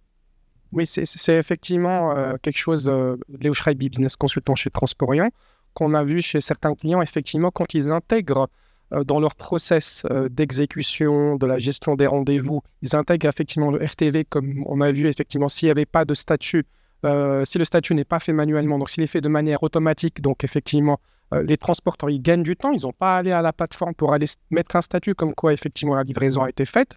Donc, ça rentre dans un processus où, en fait, on rentre dans la plateforme collaborative. Donc, effectivement, le transporteur, en fait, on peut avoir, par exemple, la fonctionnalité de la gestion des rendez-vous de manière dynamique. Donc, en fait, on a chez certains clients qui ont justement brisé ce toit de verre, effectivement, en intégrant une solution de réallocation de rendez-vous dynamique. Donc, on va pouvoir, par exemple, détecter les transporteurs qui sont en retard, ceux qui sont à l'avance, et automatiquement, effectivement, shifter effectivement les différents rendez-vous pour pouvoir justement recevoir ces transporteurs à l'avance. Ces transporteurs-là aussi, en fait, quand ils ont effectivement, quand il y a une heure de livraison, un ETA, un ETD effectivement demi, effectivement, ils vont être payés plus rapidement. Sur la même plateforme, en fait, quand ils savent qu'ils n'ont pas besoin de partager l'ICMR parce que ça va être généré de manière automatique. Donc ça aussi, c'est une valeur ajoutée. Donc en fait, on peut commencer par intégrer la visibilité dans un process d'exécution, de gestion de rendez-vous. Puis après, on se retrouve, le transporteur commence à découvrir la valeur ajoutée. Et on a vu effectivement les best practices chez certains clients. On avait dépassé les 80%, justement parce qu'on a intégré dès le départ le RTV dans le process d'exécution du transport. Alors pour la partie Michelin, je parlais d'indicateurs KPI, le POT en fait partie. Le payment on time, c'est clé. Et on parle d'attractivité, payer ses fournisseurs en temps et en heure, c'est évidemment clé. Donc ça, on le suivait avant le RTV et c'est pas quelque chose qui a fait changer quoi que ce soit. En tous les cas, c'est pas ce qui va déclencher la facturation. Chez nous, c'était déjà acté comme ça. On a une autofacturation et autres, mais je vais pas rentrer dans ces détails-là. Mais en tous les cas, le POT fait partie vraiment aussi de ce suivi, mais c'est pas ce qui est déclencheur en tous les cas pour nous de la facturation liée via le RTV. Ouais, j'ai une question peut-être pour vous tous, parce que là, on se place du point de vue des chargeurs, donc qui utilisent Transporion ou qui peuvent utiliser un autre outil. Mais on a parlé de transporteurs, alors, et c'était très intéressant ce que vous disiez, mais en particulier des PME qui peuvent se retrouver avec un client qui utilise Transporion, un client qui utilise une autre plateforme. Vous êtes, je sais pas, 4, 5, 6 plateformes sur le marché. Ça peut devenir complexe. Est-ce que vous avez déjà vu des transporteurs qui disent « Moi, j'ai pas envie de gérer cette complexité-là, vous êtes gentil avec vos plateformes, j'en prends une, moi transporteur cette fois-ci, et je décide de mettre tous mes flux, toutes mes informations sur une plateforme, et ensuite, mes clients vont aller se débrouiller. » Donc, est-ce que vous avez eu des demandes finalement d'interface entre plateformes où il y aurait en quelque sorte, vous seriez la plateforme chargeur de certains chargeurs, mais la plateforme transporteur de certains transporteurs. Alors, quand sur un transport donné, les deux sont sur la même plateforme, c'est facile, mais quand les deux sont sur deux plateformes différentes, est-ce que vous avez, avec vos confrères, concurrents certes, mais confrères, eu à gérer ces situations où vous devez interfacer deux plateformes parce que le chargeur est sur la plateforme A et le transporteur a décidé d'être sur la plateforme B? Ou est-ce que ce n'est pas encore le cas? Est-ce que vous le voyez arriver? Alors, je vais laisser ma collègue qui est juste derrière vous et qui est en charge des transporteurs vous répondre sur ce sujet. Alors, ce qui arrive le plus couramment, c'est des intégrations mais avec les plateformes transporteurs, mais je vais te laisser compléter cette réponse. Donc oui, en fait, on a des demandes, ça arrive. On a des API, donc des interfaces avec d'autres plateformes qui existent. Après, faut être transparent. Parfois, il y a un challenge à avoir les plateformes, on va dire, concurrentes à accepter de s'interfacer avec nous. On va dire ça, c'est vraiment peut-être la difficulté la plus grande. Techniquement, la solution est là, puisqu'on a les interfaces en place. Je pense que c'est comme pour la question de l'onboarding des transporteurs. En fait, c'est une question de comment approcher ça avec vos transporteurs, de discuter quels sont les besoins et vraiment d'accompagner, on va dire, avec le transporteur pour mettre en place cette interface-là. Mais... À l'heure actuelle, pour l'immense majorité des flux, même certainement plus de 90% des flux, les intégrations sont faites pour les gros transporteurs, des TMS transporteurs vers nous, puisque eux ont des flux même 100% automatiques, donc ils ne voient même pas la plateforme Transporion, en fait, ça passe directement dans leur TMS. Et pour les petits transporteurs, l'idée est de faire quelque chose qui soit suffisamment facile à utiliser pour que, même si c'est une PME, et je suis d'accord avec vous, s'ils doivent se connecter à 4 ou 5 systèmes, c'est pas évident, mais d'un autre côté, une PME n'aura pas les moyens non plus de recréer une surcouche d'intégration qui leur permette d'avoir un système unique, parce que là, il y a des coûts techniques d'intégration qui sont de plusieurs dizaines de milliers d'euros, et ils n'auront pas les moyens de toute façon.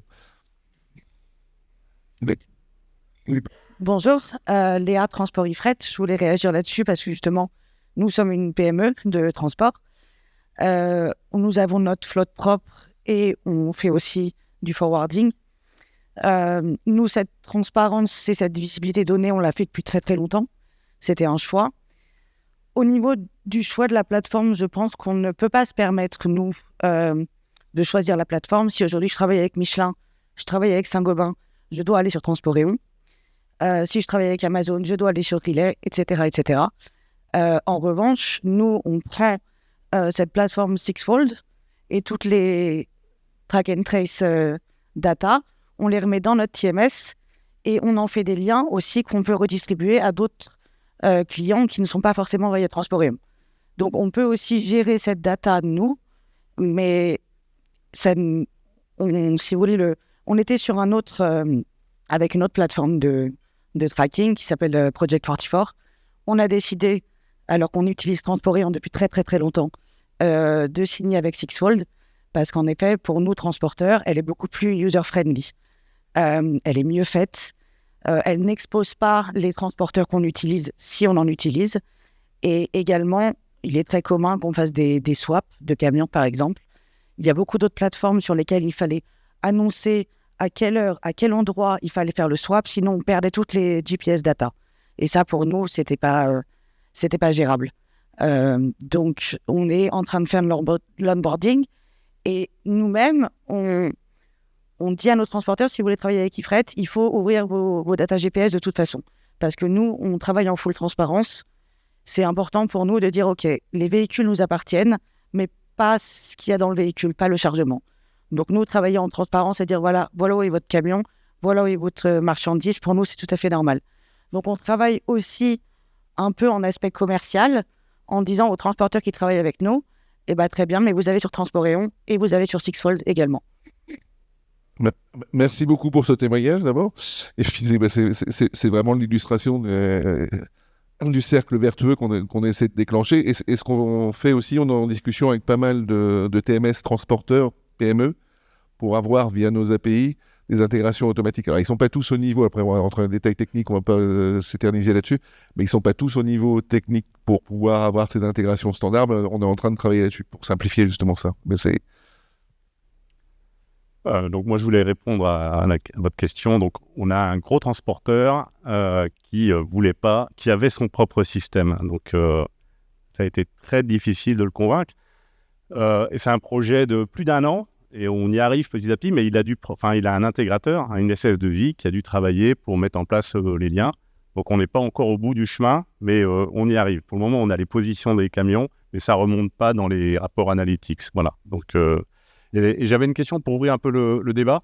J'ai l'impression que là, on parle des plateformes, donc il y a la vôtre et puis il y en a d'autres. Je pense quand même que vous avez été racheté par un gros éditeur justement de télématique. Et donc, qu'est-ce que ça va changer à l'avenir parce que est-ce que c'est pas les constructeurs de camions qui vont justement apporter ce type de service directement? C'était un des points qu'on voulait voir en conclusion, mais c'est très bien d'aborder maintenant. Donc effectivement, on a été racheté par Trimble. Donc Trimble est principalement, c'est des spécialistes du GPS à l'origine. C'est un ancien de HP qui avait été à la création du GPS qui a créé cette entreprise. Et l'idée fondamentale, c'est d'avoir des systèmes de localisation embarqués, que ce soit évidemment sur les camions, mais aussi dans l'agriculture.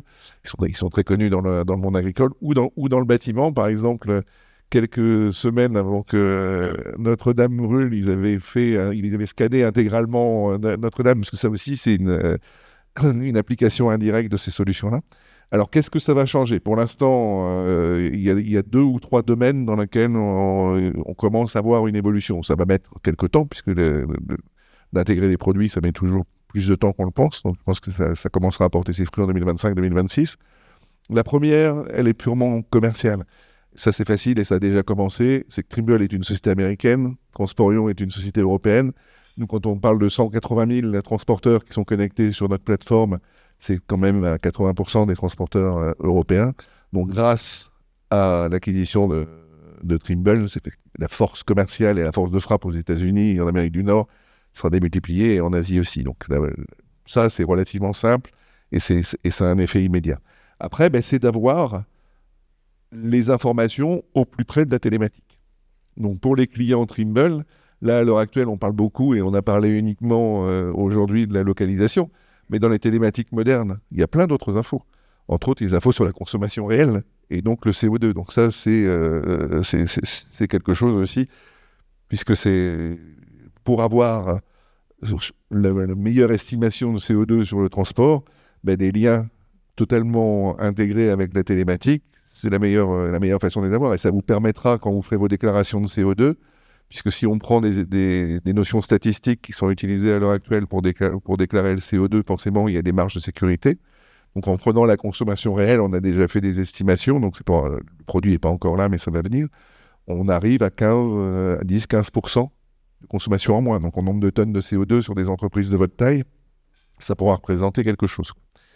Et le troisième point sur lequel ça nous donnera aussi un avantage technique, c'est que pour l'instant, toutes les solutions, et la nôtre, pour faire de la localisation, on fait de la localisation à travers une intervention manuelle. Il faut qu'à un moment pouvoir associer la remorque et son chargement. Qu'à un moment, il y a forcément un chauffeur ou un opérateur qui va dire la plaque d'immatriculation GN 332, etc., elle est associée au lot de transport numéro 55. Et c'est là tout le problème, en fait, puisque quand on parle de la sous-traitance en cascade, pouvoir gérer ça avec les principaux sous-traitants, si je suis un gros transporteur, c'est gérable. Je peux dire à mes 5-6 principaux sous-traitants que c'est indispensable, mais maintenant, je ne peux pas donner cette formation à 30 sous-traitants si j'ai 30 sous-traitants. Et donc, l'idée, c'est aussi à terme, à travers des outils télématiques, de pouvoir faire un lien automatique entre ce qu'il y a dans le camion et le camion. Enfin, ce qu'il y a dans la remorque, et la remorque. Oui, donc du coup, je vais compléter ce que disait Pierre. Effectivement, avec Trimble, ce qui est intéressant aujourd'hui, c'est qu'avec maintenant, quand on parle d'un scope RTV, chez certains de nos clients chargeurs, par exemple, qui ont leur propre flotte. Donc, ces clients-là vont pouvoir effectivement intégrer la télématique Trimble et donc, du coup, venir effectivement pousser cette information nativement sur la plateforme Transporeon. Donc, du coup, Transporeon englobera en one-stop shop, c'est-à-dire une seule solution, englobera effectivement tous les acteurs de visibilité, c'est-à-dire la télématique embarquée qui existe déjà depuis plus de 20 ans, l'application mobile, les push directement sur la plateforme web, et puis l'interface API, effectivement, l'interface standard, comme disait Léa. Donc, du coup, on va pouvoir couvrir nativement, en fait, tous les médiums et les moyens de pouvoir récupérer l'information en temps réel et effectivement avoir l'information, du coup, les données premium, ce qu'on appelle les données premium, effectivement, de la consommation directe des camions pour pouvoir effectivement avoir la meilleure estimation possible en matière de consommation CO2. Moi, je voudrais juste rajouter par rapport à la solution ICMR, qui est quelque chose que Trimble gère déjà, on va dire, grâce à leur tablette, donc la tablette des chauffeurs, et qui est aussi une solution qui existe chez Transporeon. Donc, quand on parle du coup d'intégration des données, je pense que ça va être une des solutions sur laquelle on va voir le plus facilement ce lien qui est fait entre le transporteur et vous, chargeur.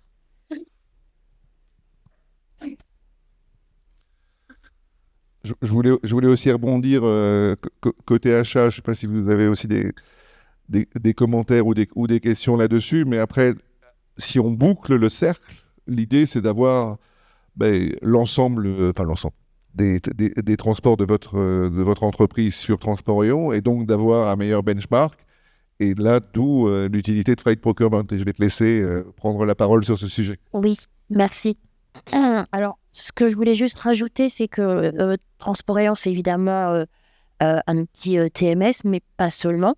Donc, si vous avez des questions sur la partie procurement, la gestion des appels d'offres, comment on implémente vos clés existantes sur notre outil, n'hésitez pas.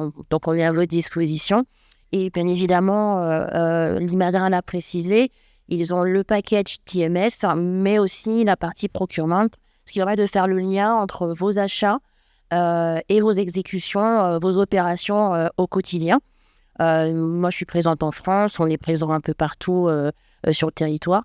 Donc, en cas de questions, de démos, on est à votre disposition également. Et merci Stéphanie. Et juste comme on s'adresse principalement aux très grosses sociétés, vous avez tous des systèmes achats, que ce soit sur SAP ou d'autres solutions. Pourquoi Transporeon en plus? Parce que vos directeurs achats vont dire moi je veux tous les achats sur une même plateforme. C'est le premier réflexe de tout directeur achat et c'est normal et naturel. Maintenant, pourquoi Transporeon? Principalement pour notre réseau et notre plateforme. C'est-à-dire que comme on a 180 000 transporteurs sur la plateforme, on a forcément des données de benchmark que vous n'aurez pas sur des systèmes natifs des ERP. Et donc savoir que de Clermont-Ferrand à Strasbourg, le prix standard est de 505,30 €, c'est une info que seuls les Transporeon peut vous donner. Et donc ça vous permet en amont de savoir déjà sur quelle ligne vous pouvez avoir des appels d'offres intéressants. Bon, puis après, il y a le fait que comme on fasse que du transport, les appels d'offres, les modèles d'appels d'offres sont vraiment dédiés au transport avec toutes les questions qui vont bien, etc., auxquelles les transporteurs sont ravis de répondre. Oui, alors, on parlait des transporteurs, justement. Ce qui est intéressant de voir ces 4 dernières années, mais de manière plus forte ces 3 dernières années, c'est l'arrivée massive de transporteurs en tant que chargeurs chez nous, dans le sens où ils étaient utilisateurs en répondant aux appels d'offres de leurs clients chargeurs. Aujourd'hui, ils utilisent l'outil pour lancer eux-mêmes leurs appels d'offres, pour compléter leur capacité sur des régions ou des zones géographiques plus larges où ils ne seraient pas présents en propre. Donc, moi, je suis une ancienne du transport, de la commission. Je travaille aujourd'hui avec des anciens confrères en tant que chargeurs sur la plateforme. Et ça, c'est vraiment massif. Étant chez Transporeon depuis 5 ans, c'est quelque chose qui a été vraiment massif et très franc sur l'ensemble de nos key users. Alors, je profite parce que j'avais une question.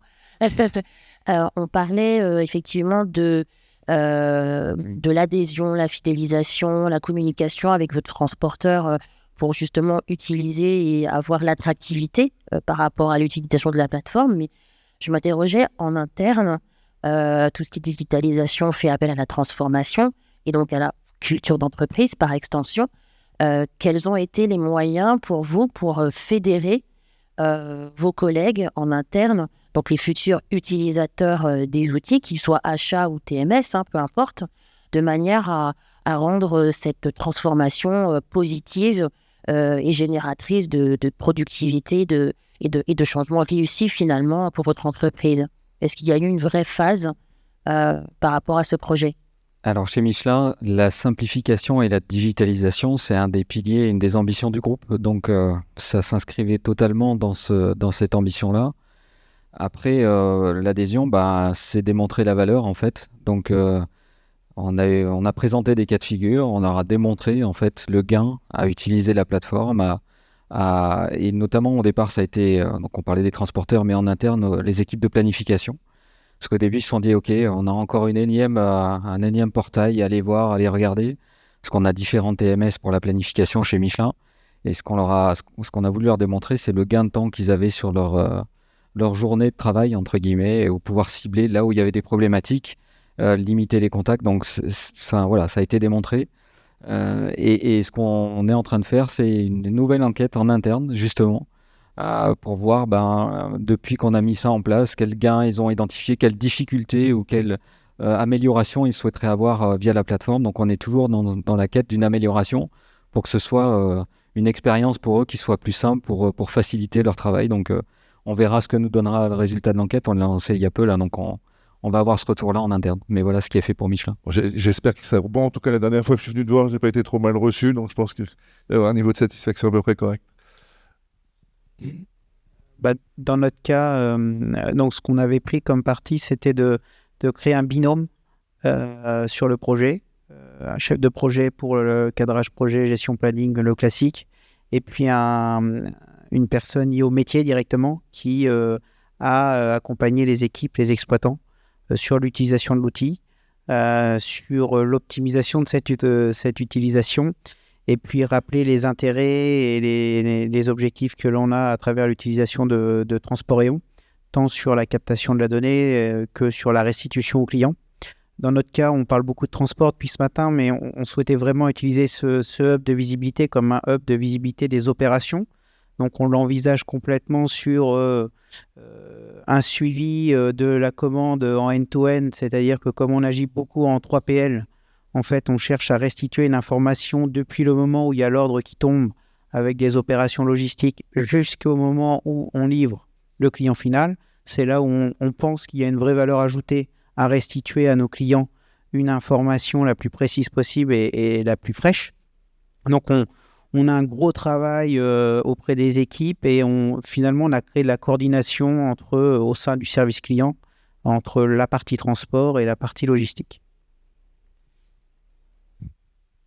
Merci. Au niveau de l'Imagrin, la démonstration a été assez simple, par chance, donc on n'a pas eu énormément finalement de pédagogie à avoir, parce que quand vous passez d'un système très manuel, vous passez votre temps à échanger des mails, à faire du firefighting, pour finalement faire l'exécution de base, et que vous passez une plateforme donc qui vous permet d'automatiser une énorme partie de vos tâches, et donc de vous concentrer sur la gestion de l'exception et l'analyse et donc l'amélioration. Voilà, il n'y a pas besoin finalement, c'est la preuve par l'exemple en fait. Voilà, donc voilà comment je peux résumer l'expérience Limagrain. Ce qui accessoirement permet également de revaloriser l'intérêt de la fonction au sein d'une entreprise et peut-être d'être plus attractif sur ces fonctions d'affréteur qui étaient un peu dévalorisées, un peu le parent pauvre du transport. Donc voilà, aujourd'hui, il n'y a plus du tout ce côté administratif pénible, chronophage qui ne sert à pas grand-chose. C'est vraiment la résolution de problématiques et la mise en place de valeur ajoutée au quotidien. Donc, ce n'est pas tout à fait les mêmes profils et ça permet justement de redimensionner et de tirer vers le haut les équipes d'affréteurs. Moi aussi, je voulais rajouter là-dessus, malgré tout, et on le voit, vous le savez tous, quand vous êtes à des niveaux managériaux importants, les projets de digitalisation, c'est toujours très très bien adhéré, tout le monde est d'accord parce que ça apporte de la productivité, parce qu'on va présenter le big case, parce qu'on va aller Et puis quand on arrive au niveau des équipes, vraiment dans ce que j'appelle sur le terrain, souvent il y a 3 types de populations. On remarque que ce soit chez les transporteurs, de temps en temps un peu moins chez les chargeurs, parce que effectivement c'est plus facile à vendre. Il y a les populations un peu jeunes, on va dire, qui prennent très vite le pas. C'est souvent les leaders de cette génération qui sont nés avec le téléphone, qui ont l'habitude, on leur a expliqué, ils vont tout de suite se mettre sur le portail et avancer. Il y a ceux qui, malgré tout, même en 2027, j'ai fait pas mal d'agences, j'ai eu aussi chez des clients et chez des transporteurs qui vont dire « Mais moi, j'ai vu à la télé, ça va, je vais perdre mon emploi. » Donc, il y a ceux-là aussi à adresser. C'est pas facile à adresser, mais c'est un vrai travail de fond. Et je le dis toujours, ces projets-là, en fait, on a un premier train à 33% qui part très vite. Aujourd'hui, les early adopters, c'est entre 30 et 40%. On a un deuxième qui va arriver dans les 6 mois. Ça prend du temps. Ils font 1, 2, 3. Et puis, quand ils sont dans le rouge, ils passent vraiment sur le système. Parce que là, ils se disent, tiens, c'est le mois de mai, juin, juillet, je peux plus, donc je vais y aller. Je vais le faire. Et puis, il y a ceux que ça va vraiment prendre du temps pour le faire. Donc aussi, dans vos projets, il faut avoir ça en tête. C'est pas si simple que ça non plus. Il y a un vrai travail d'accompagnement des équipes au quotidien, de le faire avec bien évidemment bienveillance, exigence, mais être présent pour pouvoir leur vendre est extrêmement important. Donc nous, on le fait et ça marche bien, mais c'est pas non plus finger in the nose. Donc il y a un vrai travail d'accompagnement et je pense que c'est important de ne pas l'oublier quand on fait ce type de projet de transformation, que l'être humain est à la base de nos métiers et dans le transport, vous le savez, même s'il y a de la digitalisation, elle est au service de l'être humain. Et donc, il faut qu'on soit vraiment présent auprès de nos équipes et c'est important. Voilà. Moi, j'abonde dans ce sens. Je pense que la dimension change management, lorsqu'on fait tous ces projets de digitalisation, elle est fondamentale parce que la vision de dire on va réduire le nombre de points de contact entre le service client et l'affréteur, c'est assez une vision top-down. En fait, ils ont du mal forcément à le comprendre, à voir le résultat tout de suite dans leur vie de tous les jours. Donc, il y a vraiment Et puis, surtout, le relationnel est fondamental entre l'exploitant de transport et le transporteur. Et ça lui permet parfois d'avoir des transports qu'il n'aurait pas eu s'il n'avait pas eu ce bon relationnel. Donc, il y a un dosage à faire qui est, je pense, très, très important. Un accompagnement. Et alors, pour donner un exemple de ce qu'on a pu faire, parce qu'on a changé, ça fait partie du change management, l'intitulé de fonction des gens. Ce ne sont plus des affréteurs, ils sont devenus des pilotes de flux. On a changé comment ça s'appelle, la cellule centralisée d'affrètement est devenue la tour de contrôle transport. Enfin voilà, ce genre de petits détails en fait font partie du change management pour donner envie aux gens d'adhérer. Voilà. Oui, donc ce qui est intéressant, effectivement, nous, chez Transparent, on a pour habitude des fois, effectivement, de faire des audits, donc des end-to-end assessments, et je trouve ce que vous disiez très, très intéressant. Je voyais effectivement un exemple il y a quelques semaines chez un client. Donc, on parlait tout à l'heure d'attractivité, et effectivement, il y avait un souci d'attractivité au niveau des dispatchers, donc justement, de leur équipe logistique. En fait, certains, quand ils voyaient en fait des outils en manque de digitalisation, manque de real-time, des fichiers Excel, répondre au téléphone pour pouvoir donner en fait un statut où se trouve le camion, en fait ils avaient du mal à recruter en fait. Ils recrutaient effectivement des chargés, des dispatchers, des chargés de transport, mais ils avaient du mal à les garder. Donc aussi, l'attractivité au niveau chargeur, au niveau des équipes logistiques, elle se positionne aussi au niveau des outils qu'ils utilisent tous les jours. Donc ça c'était effectivement pour effectivement rejoindre ce que vous disiez. Mais j'avais une question en fait plus liée aux transporteurs. Tout à l'heure, on parlait d'attractivité. Donc il y a effectivement cette attractivité qui se pose au niveau des chargeurs par rapport aux outils. Moi, ce que j'aimerais savoir, est-ce que ça se translate sur les tarifs que vous offrez au niveau des appels d'offres? Est-ce qu'effectivement un transporteur chez qui, est-ce que vous vous dites, j'essaie de voir un petit peu la psychologie d'un transporteur, est-ce que vous vous dites, voilà, tel chargeur, je vais attendre 3-4 heures et puis je ne suis pas payé sur mes temps d'attente, tel chargeur, effectivement, ils n'ont pas forcément d'outils de gestion de slot, ils n'ont pas d'outils de real-time, donc ça ne va pas optimiser effectivement au niveau de la gestion de la cour. Est-ce que ça se retrouve sur les tarifs que vous proposez aux différents chargeurs? Est-ce qu'effectivement il y a un score lié à ça?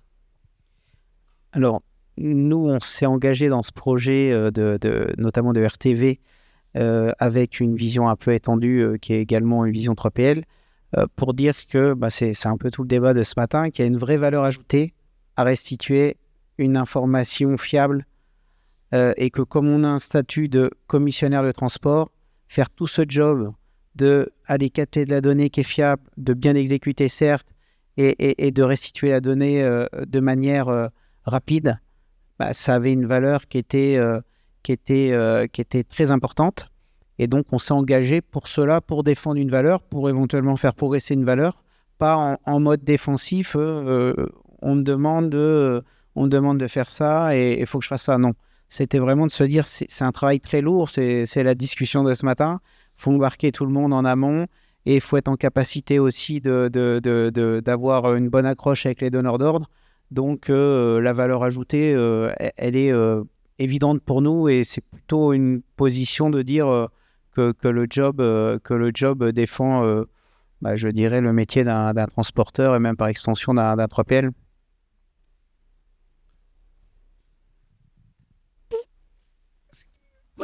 Alors on va prendre une dernière question, parce que je pense qu'on a tous des contraintes horaires et ensuite passer aux conclusions. Donc, non, c'était peut-être plus un complément sur la partie achat dont on a parlé il y a quelques minutes.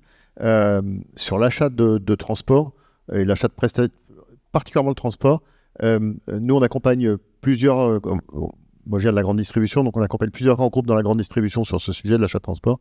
Et on s'est rendu compte en échangeant, et ils ont des outils d'achat. Dans la grande distribution, grosso modo, vous avez l'achat de marchandises à la revente, qui est un monde d'un côté, puis de l'autre côté, vous avez tout l'achat des consommables, des biens d'équipement, des services, etc., qui vont être consommés par l'entreprise, mais évidemment pas revendus en tant que tels. Bon, c'est deux mondes généralement séparés. Et dans le monde de l'achat pour l'usage de l'entreprise elle-même, on a plusieurs acteurs qui ont essayé de faire de l'achat de transport sur des plateformes d'achat génériques. Et ça ne marche pas.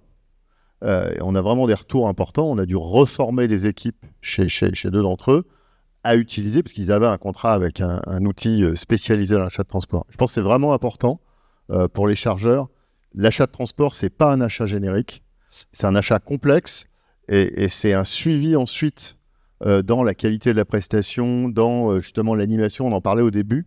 Et on revient à l'achat. Ce n'est pas que les opérations. C'est à la fin, quelles conséquences j'en tire pour mon prochain appel d'offres. Et on est sur des appels d'offres. Quand vous faites un appel d'offres sur une communauté de consommation ou un bien d'équipement, vous référencez au maximum 2 ou 3 fournisseurs en général pour sécuriser certains appros, puis souvent c'est un seul. Dans le transport, ça ne marche pas du tout comme ça. Et dans les plateformes d'achat générique, certaines ont su intégrer l'achat transport, d'autres pas. Donc faites bien attention à ça. Et voilà, on aide là-dessus aussi. Oui, quand vous parlez de plateforme d'achat générique, c'est du type Coupa, Ariba, etc. C'est ça. Et toutes ces plateformes-là ont été faites pour les achats indirects. Donc, ni pour les achats directs, ni pour des achats très, très spécifiques comme les achats de transport. Mais c'est vrai qu'après, il peut y avoir une tendance de la direction achat de dire je veux tous mes achats à un seul endroit, et voilà, avec les limitations qu'on connaît, mais c'est sûr que ça ne rend pas les mêmes services. Voilà, et dans celles que vous avez citées et les autres, certaines ont su faire de l'achat de transport, d'autres pas. Merci pour ce commentaire. Donc, je pense, encore une fois, pour des raisons horaires, on va devoir passer à la conclusion. D'abord, je vais laisser la main à Olivier et après moi conclure sur la roadmap de Transporion. Mais d'abord, je voulais vous remercier parce qu'on n'a pas du tout suivi le fil conducteur. Donc, c'est la preuve que vous n'êtes pas ennuyé. Si on avait dû suivre le fil conducteur, ça aurait été inquiétant. Donc, c'est très bien. On l'avait préparé, c'était bien quand même, parce qu'on savait à peu près de quoi on allait parler. Mais on ne l'a pas suivi. Donc, ça, c'est la bonne nouvelle. Merci pour vos questions. Merci pour votre participation. Je vais laisser la main à Olivier pour la conclusion. Et je vais la reprendre en dernier sur les aspects roadmap et futur Transporion. Oui, donc une conclusion, on ne va pas résumer tout ce qu'on a dit, parce que ça fait quasiment 2 heures qu'on parle, mais le gros intérêt, en fait, c'est de gagner en productivité, de gagner en maîtrise de vos flux, passer d'un transport qui était subi un peu comme ça, à quelque chose que vous allez maîtriser. À partir du moment où on maîtrise les choses, on trouve toujours des sources d'optimisation, notamment en matière de coûts, de productivité, de qualité, de fluidité. Et donc, à la fin, votre entreprise s'en porte mieux et gérera beaucoup mieux l'ensemble de ses flux. Donc, pour moi, c'est ça qui est important, ça qu'il faut garder en tête. La deuxième chose, c'est que c'est un vrai projet. Ça ne se fait pas comme ça, ce n'est pas si compliqué que ça. mais il faut quand même dédier des ressources, dédier un budget, et ensuite le faire vivre dans le temps en faisant évoluer les processus au sein d'une entreprise, tout simplement en mettant en œuvre les gains et les outils qui sont mis à votre disposition. Ce qui est intéressant dans la digitalisation, là, ce matin, on a parlé de deux modules finalement, hein, le RTV et le Time Slot Management, mais des modules, il y en a plein d'autres, et notamment la gestion des ordres de transport en automatique. Ça, pour gagner en productivité et faire en sorte de décarboner votre transport, enfin, il n'y a quand même rien de mieux. Et ça peut faire l'objet également d'études de la part d'éditeurs de TMS. Voilà. Donc, la digitalisation, en fait, moi, je fais toujours le parallèle entre l'artisan et l'industriel qui construit quelque chose. L'artisan, il va le faire très bien, hein, certainement, mais il va mettre beaucoup de temps à le faire, peut-être avec beaucoup de déchets. Et l'industriel, il va aller beaucoup plus vite et il sera beaucoup plus efficace. Bah, quelque part, la digitalisation, c'est ça. C'est passer à une autre dimension du transport et faire en sorte que tout ce que vous faisiez avant à la main, bah, ça soit fait en automatique pour se concentrer sur toutes les tâches à valeur ajoutée qui apportent vraiment quelque chose à l'entreprise. Merci beaucoup, Olivier. Donc, moi, je vais conclure juste par rapport au mot plateforme. On a beaucoup utilisé le mot plateforme, mais au départ, quand je suis arrivé chez Transporion, on n'est pas un TMS, on est un TMP. C'est quoi ce truc-là? Et donc, c'est une plateforme. Et au départ, je dis, encore une lubie du marketing, bon, très bien, on va l'utiliser le mot parce qu'il faut. Hein. Et non, c'est pas qu'une lubie du marketing, c'est une vraie réalité. Ce qui fait la valeur ajoutée de Transporion, c'est justement ça, c'est la plateforme et le réseau, en fait. Des outils d'optimisation des transports peuvent être dans les ERP. Savoir qu'est-ce que vous allez charger sur un camion, quel ordre de transport faire partir, peuvent être aussi en dehors, mais peuvent être dans les ERP. Je dirais que nous, notre valeur ajoutée arrive à partir du moment où la marchandise va partir de chez vous et où vous allez avoir à collaborer avec le transporteur. Cette collaboration, elle commence par l'achat, elle continue évidemment par l'exécution du transport et elle se termine par la facturation. Et avoir toute cette collaboration, parce que par nature, cette collaboration, si elle est sur votre ERP, l'ERP, il est à l'intérieur de votre entreprise. Ça marche pas bien. Ça marche pas bien parce que vous allez avoir du mal à collaborer sur quelque chose qui est chez vous. Alors que si vous mettez ça sur une plateforme externe qui facilite la collaboration, ce sera tout simplement plus facile. Et pour reprendre l'exemple de Facebook que j'ai déjà donné tout à l'heure, plus il y aura de transporteurs, plus ce sera facile. Et donc là, on est actuellement le plus grand réseau européen avec 180 000 transporteurs et 200 000 transports par jour. Je sais que la principale valeur ajoutée de Transporion, elle est tout simplement là, au-delà des fonctionnalités que j'espère on livre convenablement. Et vers quoi on va, c'est de multiplier en fait tous les modules autour de cette collaboration.